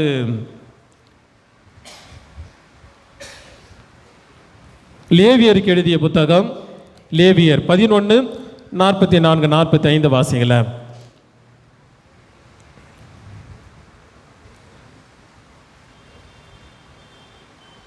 லேவியர் பழைய ஏற்பாடு, லேவியருக்கு எழுதிய, அதாவது லேவியர் புத்தகம் 11:44-45.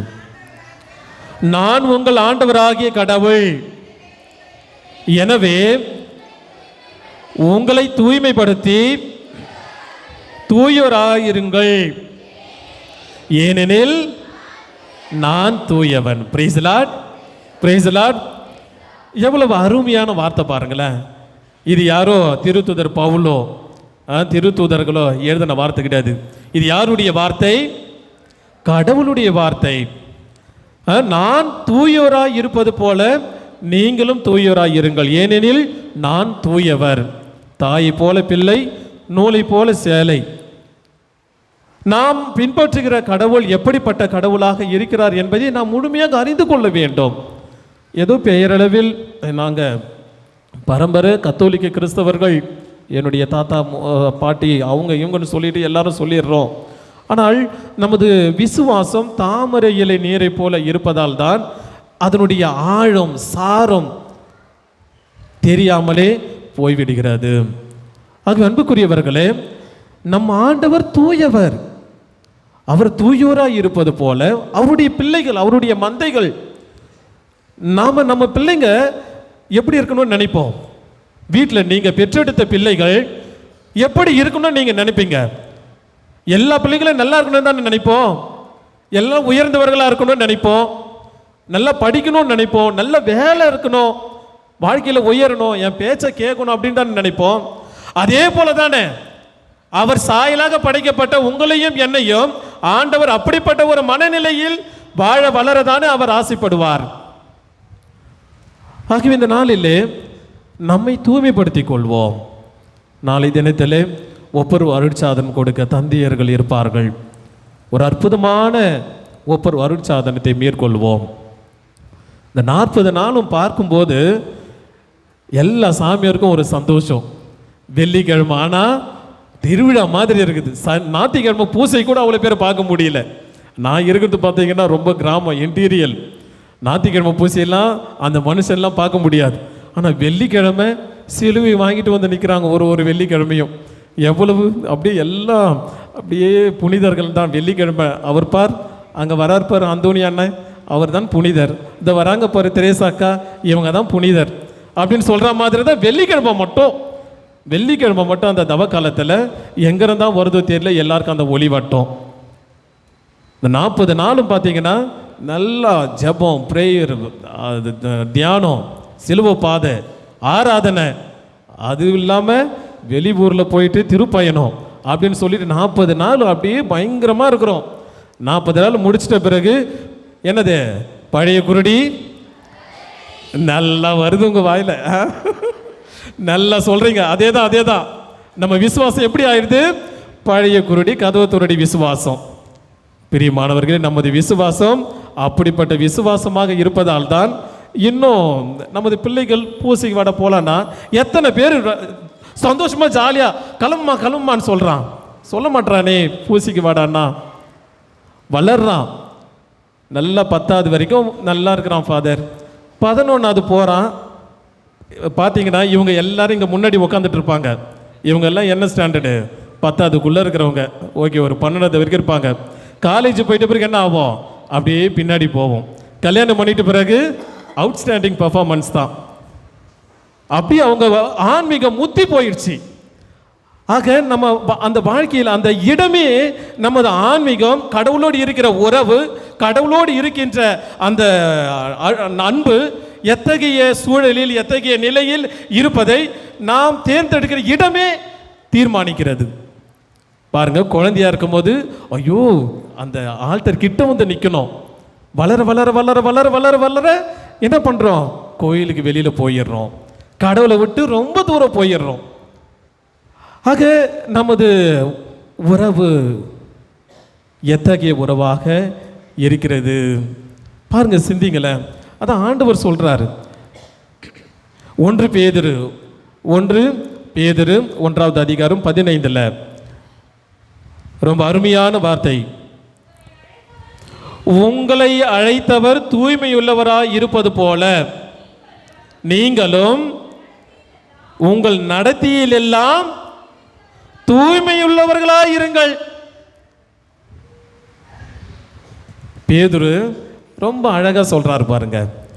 உங்களை அழைத்தவர் தூய்மையுள்ளவராய் இருப்பது போல நீங்களும் உங்கள் நடத்தையில் எல்லாம் தூய்மையுள்ளவர்களாய் இருங்கள். ஆக நம்ம வளர வளர வளர வளர என்ன ஆயிடுது? ஆண்டவரோடு இருக்கின்ற அந்த அன்பு அப்படியே தேஞ்சு போகுது. ஆண்டவரோடு இருக்கின்ற உறவு குறைந்து போகுது. ஆகவே இந்த நாளில் அன்புக்குரிய சகோதர சகோதரிகளே, தேய்ந்து போன குறைந்து போன நமது உறவுகளை நாம் கட்டி எழுப்ப வேண்டும். அதைதான் 10 கட்டளைகளில் சீனாய் மலையிலே ஆண்டவராகிய கடவுள் யாருக்கு கொடுத்த கட்டளை? மோசேக்கு, ஏசப்பாவுக்கு கொடுத்த கட்டளைன்னு ஒரு சிலர் சொல்லுவாங்க.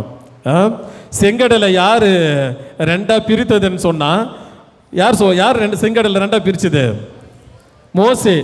இன்னும் ஒரு சிலர் ஏசப்பா தான் பிரிச்சார். பாருங்க, நிஜமா சொல்லியிருக்கிறாங்க. அந்த அளவுக்கு இருக்குது நமது விசுவாசம். செங்கடலை யார் பிரிச்சதுன்னா இயேசு தான் பிரிச்சாரு செங்கடலை.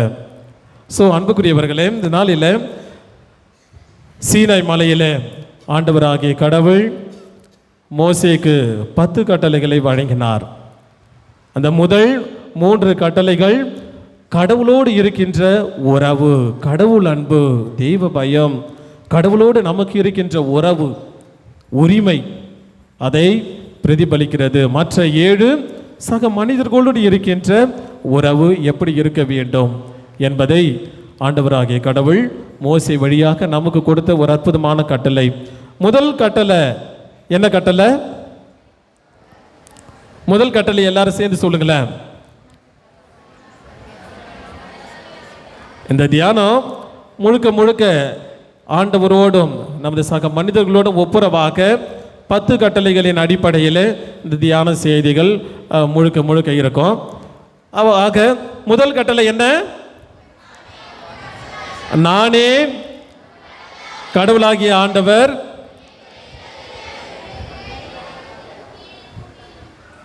எம்மை தவிர வேறு தெய்வங்கள் இருத்தல் ஆகாது.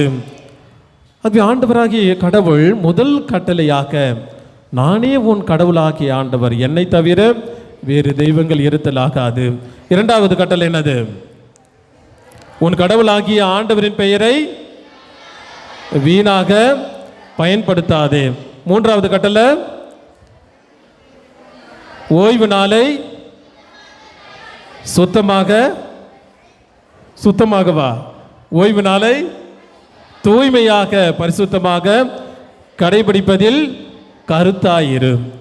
ஆக இந்த 3 கட்டளைகள் இன்று நாளில் ஆண்டவரோடு ஒப்புரவாக கடவுள் கொடுத்த இந்த 3 கட்டளைகளை நம் மனதிலே நமது இதயத்திலே நிறுத்துவோம். நாமே உன் கடவுளாகிய ஆண்டவர், எம்மை தவிர வேறு கடவுள் இருத்தல் ஆகாது. உன் கடவுளாகிய ஆண்டவர் பெயரை வீணாக பயன்படுத்தாதே. மூன்றாவது ஓய்வு நாளை தூய்மையாக கடைபிடிப்பதில் கருத்தாயிரு. ஆண்டவராகிய கடவுள், அதாவது ஆபிரகாம் தொடங்கி அது ஆதாம், ஏவாள், ஆபிரகாம், இந்த எல்லாரும் அது நம்ம இன்று வரை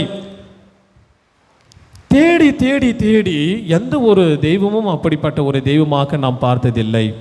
ஆண்டவராகிய கடவுள் தேடி தேடி மனுஷனுங்க பின்னாடி போயிட்டு அவரு நானே உன் கடவுளாகிய ஆண்டவர், நானே உன்னை மீட்கின்ற கடவுள், நானே உனக்கு வாழ்வளிக்கின்ற கடவுள், நானே உன்னை தேற்றுகின்ற கடவுள், தேடி தேடி தேடி தேடி மனிதர்களை அன்பு செய்கின்ற ஒரு கடவுளாக நம்மையும் இந்த உலகையும் படைத்த கடவுள் இருப்பதை நாம் பார்க்கிறோம். எவ்வளவு ஒரு அன்பு பாருங்க. இந்த அன்பு யாரிடமிருந்தும் நாம் எதிர்பார்க்க முடியாது. அப்படிப்பட்ட ஒரு உன்னதமான அன்பை விதைத்தவர் கடவுள். தேடி தேடி தேடி வணங்கா கழுத்துள்ள மக்களாக இருந்த இஸ்ரேல் மக்கள் ஆண்டவருடைய கைவன்மைகளை, வல்ல செயல்களை, அற்புதங்களை கண்ணார கண்டும் அனுபவித்தோம். ஆண்டவரை விட்டு விலகி சென்ற போதெல்லாம் அவர்களை தேடி தேடி துரத்தி துரத்தி துரத்தி லவ் பண்றாரு. சொல்றாங்கல்ல, நம்ம பசங்க சொல்லுவானுங்கல்ல, துரத்தி துரத்தி லவ் பண்றான் அப்படின்னு. ஆனால் நம்மை படைத்த கடவுள் அப்படிப்பட்ட நம்மை அன்பு செய்கிற கடவுள், நம்மை லவ் பண்ற கடவுள். அதைத்தான்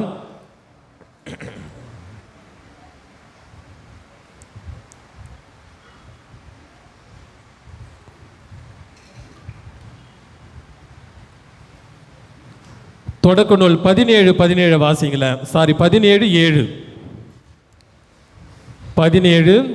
தொடக்க நூல் 17:7. தலைமுறை தலைமுறையாக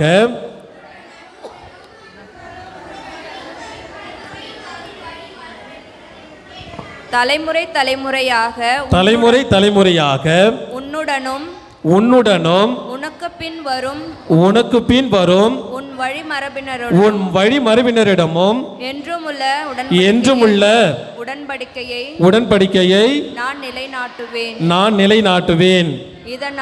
இதனால் உனக்கு பின் வரும் உன் வழிமரபினருக்கும் நான் கடவுளாய் இருப்பேன். Praise Lord, praise lord. அற்புதமான வார்த்தை. இது யாருக்கு கொடுத்தது? யாருக்கு சொல்றாரு கடவுள்? ஆபிரகாமுக்கு. ஆபிரகாம் தன்னுடைய தாய், தந்தை, மனைவி, வேலையாட்கள் அனைவரோடு நல்ல சந்தோஷமா வாழ்ந்துகிட்டு இருக்கிறாரு. நிறைய ஆடு மாடு இருக்குது, நிறைய நிலப்புலன்கள் இருக்கிறது. ஆனா கடவுள் என்ன பண்றாரு? வா, என் பின்னாடி வா, நான் உன்னை பாலும் தேனும் பொழியும் கானான் தேசத்திற்கு அழைத்து செல்வேன்னு சொல்லிட்டு போறாரு. இன்னைக்கு நாம் ரெடியாக இருப்போமா? நல்ல வீடு கட்டி வச்சுருக்கோம், கஷ்டப்பட்டு உழைச்சி கடன் வாங்கி அதை வீடு கட்டி வச்சுருக்கிறோம், நல்ல நமக்கு தேவையான வசதி வாய்ப்பெல்லாம் இருக்குது. கடவுள் உங்களை வா, உன்னை வேறு நாட்டுக்கு கூட்டிகிட்டு போகிறேன்னா யாருன்னா போகுமா? முடியாது. ஆனால் ஆபிரகாம் அனைத்தையும் விட்டு தன்னுடைய பிறந்த அந்த மண்ணை விட்டு யாரோ ஒரு கடவுள், ஏதோ அவருக்கு அந்த நேரத்தில் தான் அவருக்கு அந்த வார்த்தைகள், அந்த ஒலி அவர் காதிலே படுகிறது, அழைத்த அந்த கடவுளுடைய வார்த்தையை கேட்டு பின்பற்றுகிறார். ஆதலால் கடவுள், நானே உன் கடவுள், உன் வழிபறவினரை கடல் மணலை போல பெருக்குவேன் என்றார். Praise Lord, praise lord. ஆக கடவுளை நம்பி அவரை நாம் பின்பற்றும் போது நம்மை கடல் மணலை போல ஆசீர்வாத இனமாக மாற்றுகிறார். கடவுளை நம்பும் போது, கடவுளை நம்பி அவரை நாம் பின்பற்றும் போது ஆசீர்வாதத்தின் இனமாக நாம் மாறுகிறோம். எப்படிப்பட்ட இனமாக மாறுகிறோம்? யாரை நம்பினால்? கடவுளை நம்பினால். கடவுளை இன்னும் நம்புங்க. கடவுளை ஃபாதர் நாங்கள் நம்புகிறோம், இல்லை இன்னும் தேவைப்படுது, உங்ககிட்டயும் என்கிட்டயும் நிறைய குறை இருக்குது, கடவுளுடைய அன்பில் ஆழப்பட அர்த்தப்பட நிறைய குறை இருக்குது, அந்த குறையை தவிர்த்து முழுமையான தூய்மையான உள்ளத்தோடு கடவுளிடம் ஐக்கியமாக வேண்டும். தொடர்ந்து ஆண்டவராகிய கடவுள் விடுதலை பயணங்கள் 6வது அதிகாரம் 7வது இறை வார்த்தையில,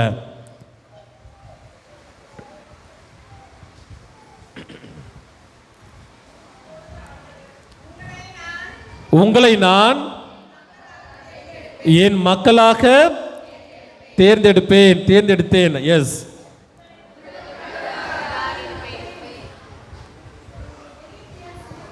உங்களுக்கு கடவுளாக நான் இருப்பேன், உங்களுக்கு கடவுளாயும் நான் இருப்பேன். Praise Lord, praise Lord.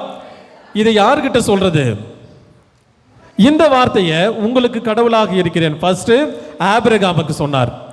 ஆபிரகாமுக்கு ஒரு அழைப்பை கொடுத்து, நான் உனக்கு கடவுளாய் இருப்பேன், உன் வழிபறவினரை, ஒரு வயசாயிடுச்சு, குழந்தை இல்லை, அவள் தான் இதோட முடிஞ்சு போச்சு, அப்பா அம்மா கூட இருந்து நம்ம காலத்தை கழிச்சிட்டு போவோன்னு இருந்த மனுஷன்தான்.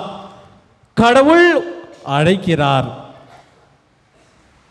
என்னடா இது, வயசான காலத்தில் என்னை கடல் மணலை போல எப்படி இந்த மனுஷன் இப்படிலாம் சொல்லலாம் அப்படின்னு சொல்லிட்டு இருக்கலாம், ஒரு சந்தேகம் இருக்கலாம். இருந்தாலும் அதை அவர் மிகைப்படுத்தவில்லை, அவர் பின்னால் சென்றார்.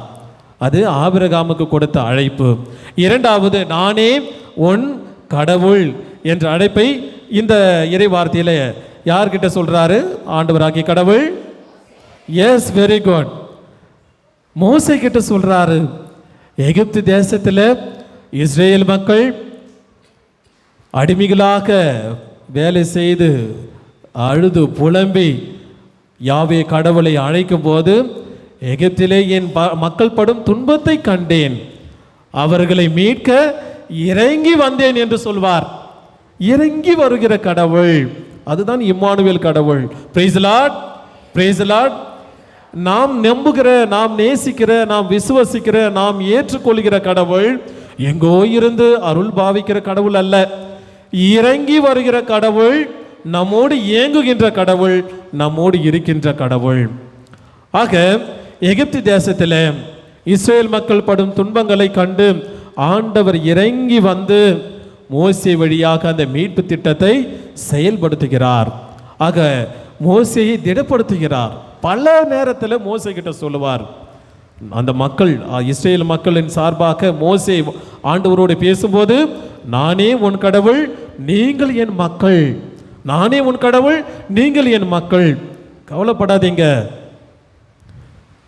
எல்லா நேரத்திலையும் நான் உங்களோடு இருக்கிறேன் அப்படின்னு சொல்லிட்டு ஆண்டவராகிய கடவுள் எல்லா சூழலிலும் மோசேவோடும் இஸ்ரேல் மக்களோடும் இருந்து அவருடைய அன்பை வெளிப்படுத்துகிறார். தொடர்ந்து லேவியருக்கு எழுதிய லேவியர் புத்தகம் 26வது அதிகாரம் 12வது இறை வார்த்தையில்,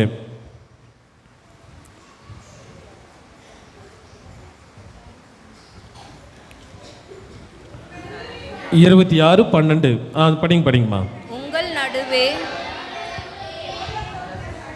யாராவது ஒருத்தர் அப்படியே மைக்கில், உங்கள் நடுவே நான் உலவுவேன், உங்கள் நடுவே நான் உலவுவேன், நானே உங்கள் கடவுள், நானே உங்கள் கடவுள், நீங்கள் என் மக்கள், நீங்கள் என் மக்கள். நீங்கள் எகிப்திலிருந்து அடிமைகளாய் இராதபடிக்கு நான் உங்களை அவர்கள் நாட்டிலிருந்து புறப்பட செய்தேன். Price the Lord, praise the Lord.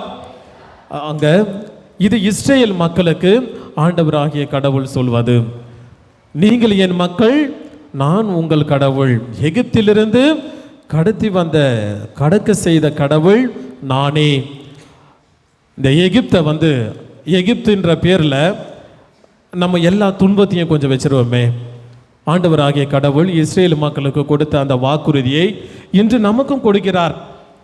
அந்த எகிப்துங்கிற பேர்ல, எகிப்திலிருந்து, என்னுடைய தலைவலியிலிருந்து, என்னுடைய மூட்டு வலியிலிருந்து, என்னுடைய நெஞ்சு வலியிலிருந்து, என்னுடைய எல்லா விதமான மன காயங்களிலிருந்து, பொருளாதார நெருக்கடியிலிருந்து கடவுள் உங்களை இன்று மீட்க போகிறார். Price the Lord, praise the Lord. Israel மக்கள் பட்ட துன்பத்திலே இறங்கி வந்த கடவுள் இன்று நாம் படுகின்ற ஒவ்வொரு துன்பங்களையும் கண்டு இறங்கி வந்திருக்கிறார், மீட்பு தர வந்திருக்கிறார், நம்மை அவருடைய அன்பில் இணைக்க வந்திருக்கிறார். அவருடைய அன்பை சுவைக்க இந்த நேரத்தில் நம்மை அழைக்கிறார். ஆக அன்புக்குரியவர்களே, இது இஸ்ரேல் மக்களுக்கு கொடுக்கப்பட்ட வாக்குறுதி மட்டுமல்ல, ஆண்டவரை உண்மையாய் தேடுவோர் அவரை கண்டடைவர். திருப்பாடல் ஆசிரியர் 34:8 என்ன சொல்றாரு? ஆண்டவர் எத்துணை இணைவர் என்று சுவைத்து பாருங்கள், அவரிடம் அடைக்கலம் புகுவோர் பேறு பெற்றோர். Price the Lord, praise the Lord. ஆண்டவரை எத்துணை இணைவர் என்று சுவைத்து பாருங்கள். சுவைத்து பார்க்கணும். ஆண்டவரோடு ஒப்புரவாக நான் நம்புகிற கடவுள் எப்படிப்பட்ட கடவுள் சுவைக்கணும். ஆண்டவருடைய வார்த்தைகளை படிக்க படிக்க படிக்க அது ஒரு தேன், அதாவது சுவை மூட்டும் ஒரு பேரானந்தம், அது அமுதம். ஆகவே அன்புக்குரிய சகோதர சகோதரிகளே, இந்த நாளில் ஆண்டவராகிய கடவுள் இஸ்ரேல் மக்களுக்கு கொடுத்த அதே மீட்பை இன்று உங்களுக்கும் எனக்கும் இந்த உலகிற்கும் தருகிறார். தொடர்ந்து ஆண்டவராகிய கடவுள் இறைவாக்கினர் எரேமியா மூலமாக 7வது அதிகாரம் 23வது இறைவார்த்தை, இறைவாக்கினர் வழியாக நான் அவர்களுக்கு கொடுத்த கட்டளை இதுவே. யாருக்கு? இஸ்ரேல் மக்களுக்கு. எரேமியா இறைவாக்கினர் வழியாக என்ன கட்டளை? படிங்க. என் குரலுக்கு செவி கொடுங்கள், அப்போது நான் உங்களுக்கு கடவுளாய் இருப்பேன். என் குரலுக்கு செவி கொடுங்கள், அப்போது நான் உங்களுக்கு கடவுளாய் இருப்பேன். நீங்கள் எனக்கு மக்களாய் இருப்பீர்கள். நீங்கள் எனக்கு மக்களாய் இருப்பீர்கள். Price the Lord, praise the Lord. அப்ப நம்ம ஆண்டவருடைய அன்பு பிள்ளைகளாக இருக்கணும்னா என்ன பண்ணணுமா? என்ன செய்யணும்? இப்பதான் வாசிச்சாங்க எரேமியா இறைவாக்கினர் வழியா ஆண்டவரே சொல்றாரு. இது எதுவுமே நான் சொல்லல, எல்லாமே இறைவார்த்தையின் வழியா தான் சொல்லிட்டு இருக்கேன். எதுவுமே என்னுடைய மனித பலத்தாலோ மனித அறிவாலோ நான் எதையும் சொல்லவில்லை. கடவுள் சொன்னதை, கடவுளுடைய வார்த்தைகள் எரேமியா இறைவாக்கினர் வழியாக கடவுள் சொன்னது என்ன சொல்றாரு? எனக்கு செவி கொடுங்கள், நான் உங்களுக்கு கடவுளாய் இருப்பேன், நீங்கள் எனக்கு மக்களாய் இருப்பீர்கள். ஆக கடவுளோடு ஒப்புரவாக இறைவாக்கினர் எரேமியா வழியாக நமக்கு கொடுக்கப்படுகின்ற இன்னொரு அற்புதமான வழி, ஆண்டவருடைய குரலுக்கு செவி கொடுக்க வேண்டும். பிரியமான சகோதர சகோதரிகள், இந்த நாளில் நாம் யாருக்கு அதிகமாக செவி கொடுத்து கொண்டிருக்கிறோம்? கடவுளுக்கா, சோதனைக்கா, வேதனைக்கா, இயலாமைக்கா, இன்னலுக்கா, துன்பத்திற்கா, நோய் நொடிக்கா, தடைகளுக்கா? எதற்கு நாம் அதிகமாக செவி கொடுத்து கொண்டிருக்கிறோம்? நம்ம நிறைய நேரத்தில் இயலாமையில் விழுந்து விடுவதும், இயலாமையில் தவிப்பதும் அது ஒரு பெரிய ஒரு ஆசீர்வாதமாக இருப்பதை நாம் பார்க்கிறோம். நிறைய பேருக்கு பார்த்தீங்கன்னா கோயிலுக்கு போகிறதுக்கு நேரம் இருந்தாலும் கோயிலுக்கு சரி ஓகே நாளைக்கு போயிடலாம், அது ஒரு இயலாமை. ஜெபம் ஜெபிக்கலாம், அட்லீஸ்ட் ஒரு 10 அருள்நிதி மரியம் ஜெபம் சொல்லிட்டாவது படுக்கலாம். நம்ம மொபைலை எடுத்தோம்னா அட்லீஸ்ட் அரை மணி நேரம் 1 மணி நேரமாவது ஏதாவது வாட்ஸ்அப், இன்ஸ்டாகிராம், வேற என்ன இருக்கு குட்டீஸ், வேற என்ன இருக்கு, ஃபேஸ்புக் இருக்கு, வேற கேம்ஸ் என்னென்னலாம் கேம்ஸ் இருக்குது? ஃப்ரீ ஃபயர், என்னதுடா பப்பியா, பப்புஜியா? ஸோ மொபைலை எடுத்தா அட்லீஸ்ட் இன்னைக்கு எழுத படிக்க தெரியாத பாட்டி கூட என்ன பண்ணுது, மொபைலை வச்சுக்கிட்டு எல்லா ரீல்ஸையும் பார்த்துக்கிட்டு இருக்குது. ரீல்ஸும் பண்ண ஆரம்பிச்சிருச்சு இன்னைக்கு. எல்லா பாட்டியும் எல்லா தாத்தாவும் ரீல்ஸ் பண்ண ஆரம்பிச்சிட்டாங்க. நீங்கள் தான் ரீல்ஸ் பண்ணுவீங்களா, நாங்கள் பண்ணுறோம் பாருடா அப்படின்னு சொல்லிட்டு இன்னைக்கு அவங்களும் இறங்கிட்டாங்க. மொபைல் எடுத்தால் என்ன பண்ணுறோம், அட்லீஸ்ட் ஒரு அரை மணி நேரம் 1 மணி நேரம் அதுக்கு நாம் ஒதுக்குறோம். ஆனால் இன்னைக்கு யாருன்னா ஒரு சாமியாரோ இல்லை யாருன்னா கேட்கட்டுமே, ஏம்மா குடும்ப ஜெபம் செய்கிறீங்களா? அதுக்கெல்லாம் நேரம் இல்லை ஃபாதர், அதுக்கெல்லாம் நேரம் இல்லை ஃபாதர். ஏம்மா நேரம் இல்லை? வீட்டுக்காரரு கொஞ்சம் லேட்டாக வருவார், பிள்ளைங்க லேட்டாக வருவாங்க, எல்லாரும் ஒரு நேரத்தில் வராங்க, நான் இங்கே உக்காந்துக்கிட்டு இருக்கிறேன். ஏதோ பரவாயில்ல, கடவுள் புண்ணியத்தில் எல்லா டிவிலையும் நல்லா நிறைய சீரியல் போயிட்டு இருக்குது. அது போர் அடித்தா மொபைல் இருக்குது, கையில் மொபைலு டிவி இருக்குது, எல்லாத்தையும் பார்த்துக்கிட்டு இருக்கேன். இதுக்கு எங்களுக்கு நேரம் இருக்குது. எல்லாரும் சொல்கிறது பார்த்தீங்கன்னா எல்லாரும் கூடுறதுக்கு ஒரு சரியான டைம் கிடைக்கல, எங்களுக்கு நேரம் இல்லை. நேரம் இல்லையா? நிஜமாவா? உங்களுக்கு எனக்கு எவ்வளோ நேரம் இருக்குது கடவுளுடைய வார்த்தையை படிப்பதற்கு, ஜெபமாலை ஜெபிப்பதற்கு. இழந்த நமது வல்லமையை, சக்தியை நாம் தேட வேண்டும். நமது கத்தோலிக்க திருச்சபையினுடைய முதுகெலும்பாக இருப்பது திருவிவிலியம். திருவிவிலியம்னா ஒன்றும் கிடையாது. அந்த திருவிவிலியத்தை நம்ம படிக்கணும். அட்லீஸ்ட் நம்ம சாகிறதுக்கு முன்னாடியாவது ஒரு முறையாவது அந்த திருவிவிலியத்தை படிச்சிட்டோம்னா மோட்சம் நிச்சயம் நமக்கு அப்படின்னு செமினேரியில் குருமடத்தில் எங்களுக்கு பேராசிரியராக இருந்த ப்ரொஃபஸர் சொல்லுவாங்க. அது அப்படியாவது அட்லீஸ்ட் மோட்சத்துக்கு போகிறதுக்காவது இவனுங்க படிப்பானுங்க அப்படின்னு சொல்லிட்டு சொல்லுவாங்க. ஸோ அதுதான் எனக்கு ஞாபகம் வருது.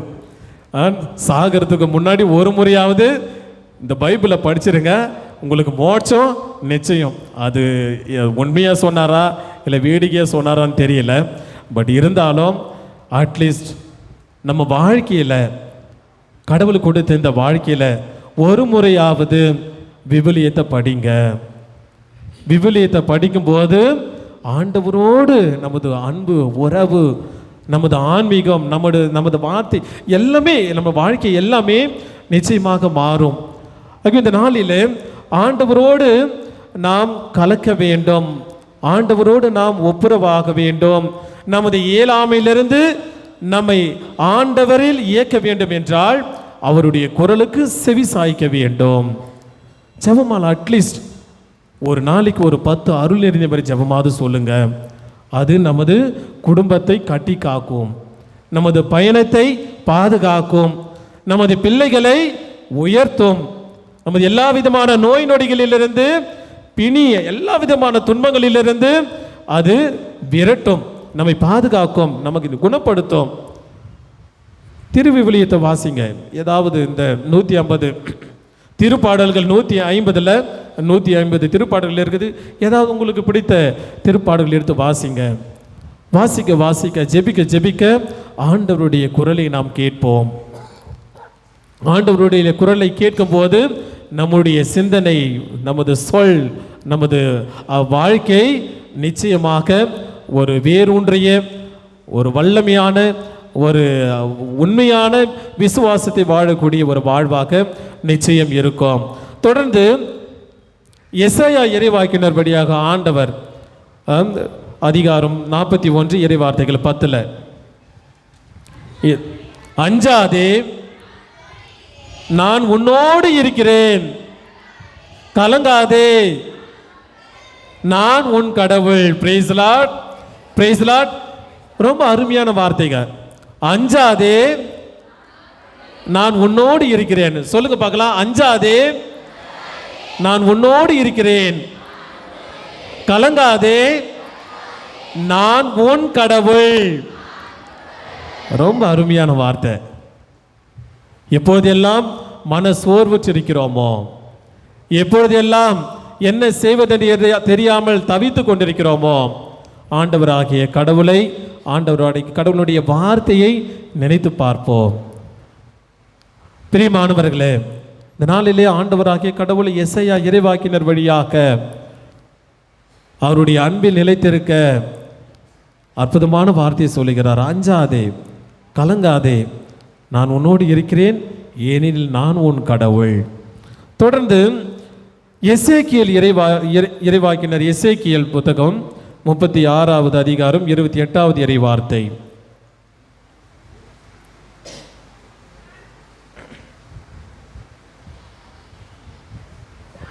நான் உங்கள் முன்னோருக்கு கொடுத்த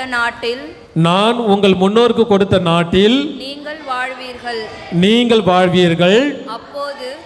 அப்போது என் மக்களாய் இருப்பீர்கள். Praise the Lord. Praise the Lord. ஆண்டவராகிய கடவுள் எசேக்கியேல் இறைவாக்கினர் வழியாக நான் உங்களுக்கு கொடுக்கும் நாட்டில் நீங்கள் வாழ்வீர்கள், அப்பொழுது நான் உங்களுக்கு கடவுளாய் இருப்பேன். இன்றைய இந்த தியான நேரங்களில், இந்த தவ காலத்தில் ஆண்டவராகிய கடவுள் உங்களுக்கான அந்த ஆசீர்வதிக்கப்பட்ட வாழ்வை அவர் தீர்மானித்து வைத்திருக்கிறார். அதை பெற்றுக்கொள்வது நமது ஜெபத்தாலும் தவத்தாலும் அந்த ஆன்மீக செயலாலும் மட்டுமே. ஆண்டவராகிய கடவுள் வாழ்வை தந்துவிட்டார். அந்த ஏதோன் தோட்டத்தில் வாழ்வுக்கான மரங்கள் நிறைய இருந்தது. ஆனால் சோதிக்கின்ற அந்த சாத்தானினுடைய பேச்சை கேட்ட ஆதாம் ஏவாள் என்ன பண்ணாங்க? சாவுக்கான மரத்தினுடைய கனியை பெற்றுக்கொண்டார்கள். அதே போல இறைவாக்கினர் எசேக்கியேல் வழியாக நான் உங்களுக்கு வாழ்வு தர வந்த கடவுள், உங்களை வாழ வைக்கின்ற கடவுள். ஆண்டவராகிய கடவுள் படைக்கும் போது யாரின் சார்பில் படைத்தார்? அவருடைய சார்பில், தன் சார்பில் கடவுளை படைத்தார். நாம் அனைவரும் கடவுளுடைய சாயல். ஒரு முறை நமது வேலூர் பிஷப் ஆயர் அம்ப்ரோஸ் அவர்களுடைய மறையுரையில் எல்லாரும் ஒரு சில நேரத்தில் வீட்லேயும் சரி, சின்ன பசங்களும் சரி, யாராவது நம்ம அடிக்கிறாங்க, கோவப்படுத்துகிற மாதிரி நடந்துக்கிறாங்கன்னா நம்ம என்ன சொல்லுவோம்? எனக்கு இன்னொரு முகம் இருக்குது, அந்த முகத்தை காட்டினா நீ தாங்க மாட்ட அப்படின்னு சொல்லுவோம். அந்த முகம் என்ன முகம்? நிறைய பேர் சொல்லுவோம்ல, எல்லாருமே சொல்லுவோம். நான் கூட சொல்லியிருக்கிறேன், ஸ்கூலில் இருக்கிற போர்டிங்கை வச்சுக்கிட்டு இருக்கிறேன், டெய்லி சொல்கிறேன், டேய் என் முகத்தை மாற்றாத, என்ன வேற மாதிரி மாற்றாத அப்படின்னு சொல்லிக்கிட்டே தான் இருப்பேன். அப்போ அது என்னது? அது இன்னொரு முகம்னா என்ன முகம்? அந்த முகத்தை பார்க்க முடியாது. எப்படி இருக்கும்? இப்படி சிரிச்சுக்கிட்டு இருக்கிற முகம் ஒரு மாதிரி அகோரமா இருக்கும். அந்த முகத்தை காமிக்க கூடாது. ஒவ்வொருவருக்கும் கடவுள் கொடுத்த முகம் இறை சாயலின் முகம். என் முகத்தை காட்ட வைக்காத. எனக்கு இன்னொரு முகம் இருக்குதுன்னா அந்த இன்னொரு முகம் கோபத்தின் முகம், ஒரு அகோரமான ஒரு முகம், சபிக்கின்ற முகம், திட்டுகின்ற முகம், எரிச்சலை மூட்டுகின்ற ஒரு முகம். அந்த முகத்தை நாம் பிறருக்கு கொடுக்க அழைக்கப்படவில்லை. மாறாக இது மனித முகம், இன்னொரு முகம் தெய்வ முகம், இயேசுவின் முகம். இன்று உலகில் வாழுகின்ற நீங்களும் நானும் இயேசுவின் முகமாக மாற வேண்டும். என்னுடைய இந்த தியானத்தின் முடிவு அதுதான். ஒவ்வொருவரும் இயேசுவின் முகமாக மாற வேண்டும். நம்ம வேற எந்த முகத்தெல்லாம் அதெல்லாம் தூக்கி போடுறதுக்கு ட்ரை பண்ணுவோம். எரிச்சல் மூட்டுகின்ற, கோபத்தை மூட்டுகின்ற, அமைதியை கெடுக்கின்ற, மகிழ்ச்சியை கெடுக்கின்ற ஒரு சூழலையே ரணகணமாக மாற்றுகின்ற அந்த முகத்தை அல்ல, கடவுளுடைய அந்த கருணை முகத்தை, அன்பின் முகத்தை, இரக்கத்தின் முகத்தை, மன்னிப்பின் முகத்தை, ஆறுதலின் தேறுதலின் முகத்தை நாம் அப்பப்போ காட்டணும்னா அட்லீஸ்ட் அந்த நேரத்திலேயே அதை காட்டணும். ஆகவே இந்த நாளில் ஆண்டவராகிய கடவுள் இறைவாக்கினர் எசேக்கியேல் வழியாக தான் உருவாக்கிய மக்களை, தான் தேடி தேடி அன்பு செய்த மக்களை, தான் அந்த மீட்பு திட்டத்தில் அந்த அடிமை வீடான எகிப்திலிருந்து அழைத்து வந்த மக்களின் வழியாகவும், இன்று அழைக்கப்பட்ட உங்கள் அனைவரின் வழியாகவும் நாம் அவருடைய சாயலில் அவருடைய மீட்பில் எப்பொழுதும் பங்கு பெற நாம் அழைக்கப்பட்டிருக்கிறோம். ஏனெனில் நாம் அவருடைய மக்கள். நாம் யார்? நாம் அனைவரும் கடவுளுடைய மக்கள். நேரத்தில் ஒரு பாட்டு ஒன்று பாடலாமா? தாய் போல தேற்றி. அந்த பாட்டு எல்லாருக்கும் தெரியல. ஆமாம்.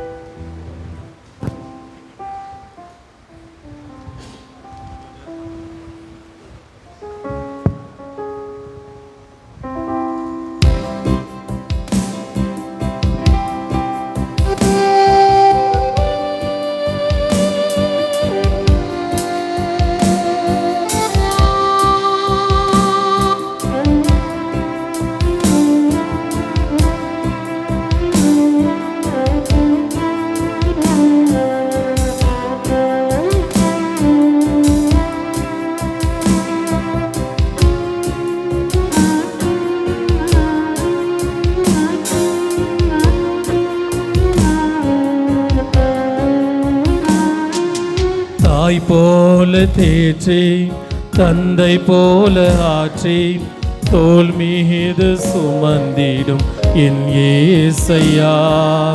தாய் போல தேற்றி தந்தை போல ஆற்றி தோள் மீது சுமந்திடும் என் இயேசையா.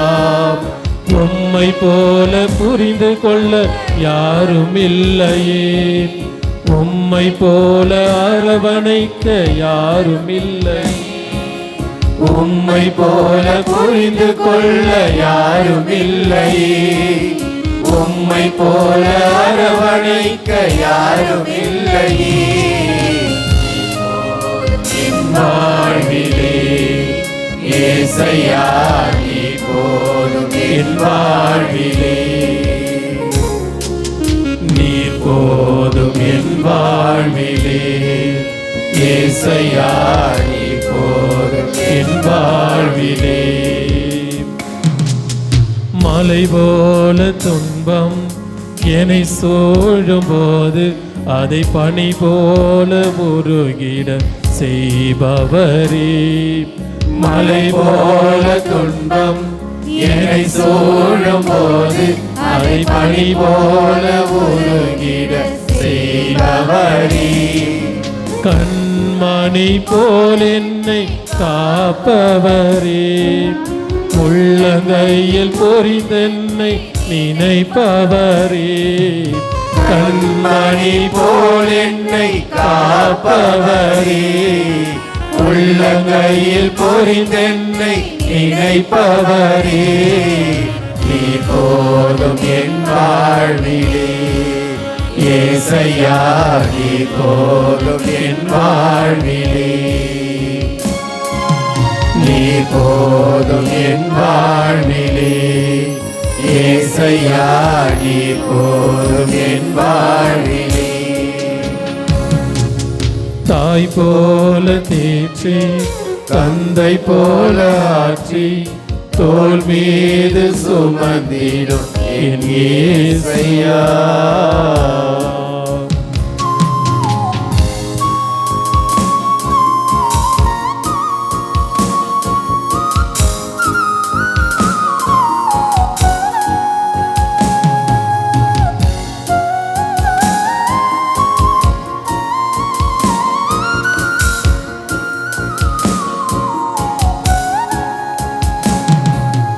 தாய் போல பாசம் தந்தை போல நேசம் ஒரு தோழன் போல புரிந்து கொண்ட என் இயேசையா. தாய் போல பாசம் ஒரு தந்தை போல நேசம், ஒரு தோழன் போல புரிந்து கொண்ட என் இயேசையா. உம்மை போல புரிந்து கொண்டது யாரும் இல்லையே, உம்மை போல அரவணைக்க யாரும் இல்லையே, உம்மை போல புரிந்து கொள்ள யாரும் இல்லையே, உம்மை போல அரவணைக்க யாரும் இல்லையே. நீ போதும் என் வாழ்விலே ஏசையா, நீ போதும் என் வாழ்விலே, நீ போதும் என் வாழ்விலே ஏசையா, நீ போதும் என் வாழ்விலே. தாய் போல தீர்ச்சி, தந்தை போல ஆட்சி, தோள் மீது சுமந்திடும் என் ஏசையா. பிரியமானவர்களே, கடவுளோடு ஒப்புரவாகும் போது கடவுள் நம் கடவுளாக இருப்பார், நாம் அவருடைய மக்களாக இருப்போம். உண்மை கடவுளை, உண்மையான ஆன்மீகத்தை, உண்மையான இதயத்தோடு நாம் தேடுவோம். யோவான் நற்செய்தி 15 நான் உங்களோடு இணைந்திருப்பது போல நீங்களும் என்னோடு இணைந்திருங்கள். அப்போது இணைந்திருந்தால் என்ன கிடைக்கும்? அதுபோல நீங்களும் என்னோடு இருந்தார்கள் என்று என்னது அது படிங்கள 4வது இறைவார்த்தையிலிருந்து. நான் உங்களோடு இணைந்து இருப்பது போல நீங்களும் என்னோடு இணைந்து இருங்கள். கொடி திராட்சை செடியோடு இணைந்து இருந்தாலன்றி தானாக கனிதர இயலாது. அதுபோல நீங்களும் என்னோடு இணைந்திருந்தாலன்றி கனிதர இயலாது. நானே திராட்சை செடி, நீங்கள் அதன் கொடிகள். ஒருவர் என்னுடனும் நான் அவருடனும் இணைந்திருந்தால் அவர் மிகுந்த கனி தருவார். ஆண்டவராகிய இயேசு சொன்ன அற்புதமான வார்த்தைகள். இந்த நாளிலே கடவுளோடு இணைந்திருக்கின்ற திராட்சை கொடிகளாக இருப்போம். தந்தை கடவுளை விட்டு, ஆண்டவர் இயேசுவை விட்டு, நமது திருச்சபையை விட்டு, நமது பங்கை விட்டு பல சூழலிலே நாம் வெகு தொலைவில் இருக்கிறோம். வருவோம் ஆண்டவருடைய கிளைகளாக, ஆண்டவருடைய கனிகளாக நாம் மாறுவோம். அவரோடு இணைந்திருந்தால் மட்டுமே நாம் பலன் அளிக்க முடியும். இன்றைய சூழலில் கூட்டு குடும்பத்தினுடைய மகத்துவம் குறைந்து விட்டது. கூட்டு குடும்பமாக இருக்கும்போது என்னெல்லாம் இருந்துச்சு?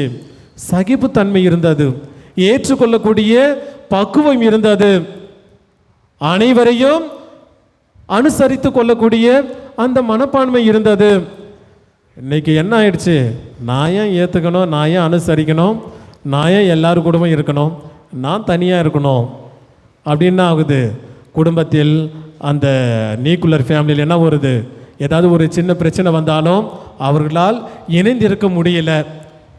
நான் என் வழியை பார்த்துட்டு போகிறேன், டிவோர்ஸ் கொடு. கத்தோலிக்க திருச்சபையில் தான் அதிகமாக நடக்குது இந்த டிவோர்ஸ். மற்ற இடத்துலலாம் ரொம்ப கம்மியாக இருக்குது.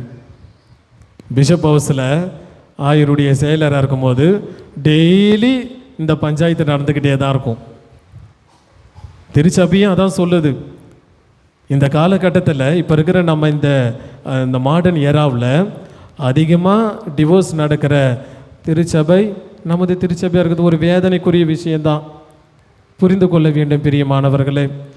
ஆண்டவர் இயேசு சொல்லுவது போல அவரோடு இணைந்திருக்க சொல்லுவது, அந்த இணைந்திருப்பது என்பது நமது மனிதர்கள், நமது குடும்பத்தில் இருப்பவர்கள் அனைவரோடும் இணைந்திருக்க வேண்டும். கடவுளோடு இணைந்திருந்தால் அன்றி நாம் அவரை அனுபவிக்க முடியாது, அவரை சுவைக்க முடியாது. எனவே இந்த நாளிலே அவரோடு ஒப்புரவாக அருளை கேட்போம், ஆசிரியை கேட்டு இந்த கல்வாரி பலியில் நாம் இணைவோம். அனைவரும் முழங்கால் படியிடுவோம். மாண்பேறு கீதம்.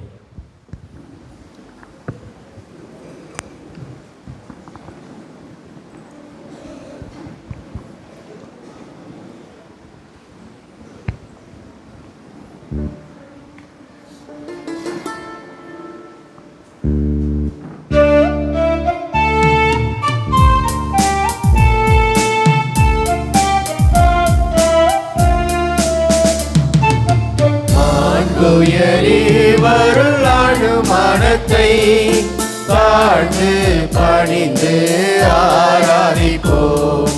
பழைய நியம முறைகள் அனைத்தும் இனி மறைந்து முடிவு பெறுக. புதிய நியம முறைகள் வருக. புலன்களாலே மனிதன் இதனை அறிய இயலா. குறையை நீக்க விசுவாசத்தின் உதவி பெறுக. பிதாவர்க்கும் சுதனவர்க்கும் புகழ்ச்சியோடு வெற்றியாகும். மீட்பின் பெருமை மகிமையோடு வலிமை வாழ்த்து யாவுமாக. இருவரிடமாய் வருகின்றவரம் தூய ஆவி ஆனவர்க்கும் அளவில்லாத சம புகழ்ச்சி என்றுமே உண்டாகுக.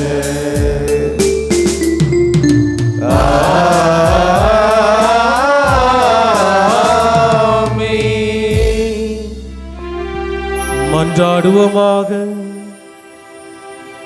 இறைவா, இந்த வியப்புக்குரிய அருள் அடையாளத்திலே உம்முடைய பாடுகளின் நினைவை எங்களுக்கு விட்டு சென்றே உம் திருவுடல் திரு ரத்தம் ஆகியவற்றின் தூய மறைபொருளை வணங்கும் நாங்கள் உமது மீட்பின் பயனை இடைவிடாமல் துய்த்து உணர்ந்து மகிழ அருள் புரிவீராக. தந்தையாகி இறைவனோடு தூயாவியாரின் ஒன்றிப்பில் இறைவனாய் என்றென்றும் வாழ்ந்து ஆட்சி செய்கின்ற உம்மை மன்றாடுகின்றோம். ஆமென்.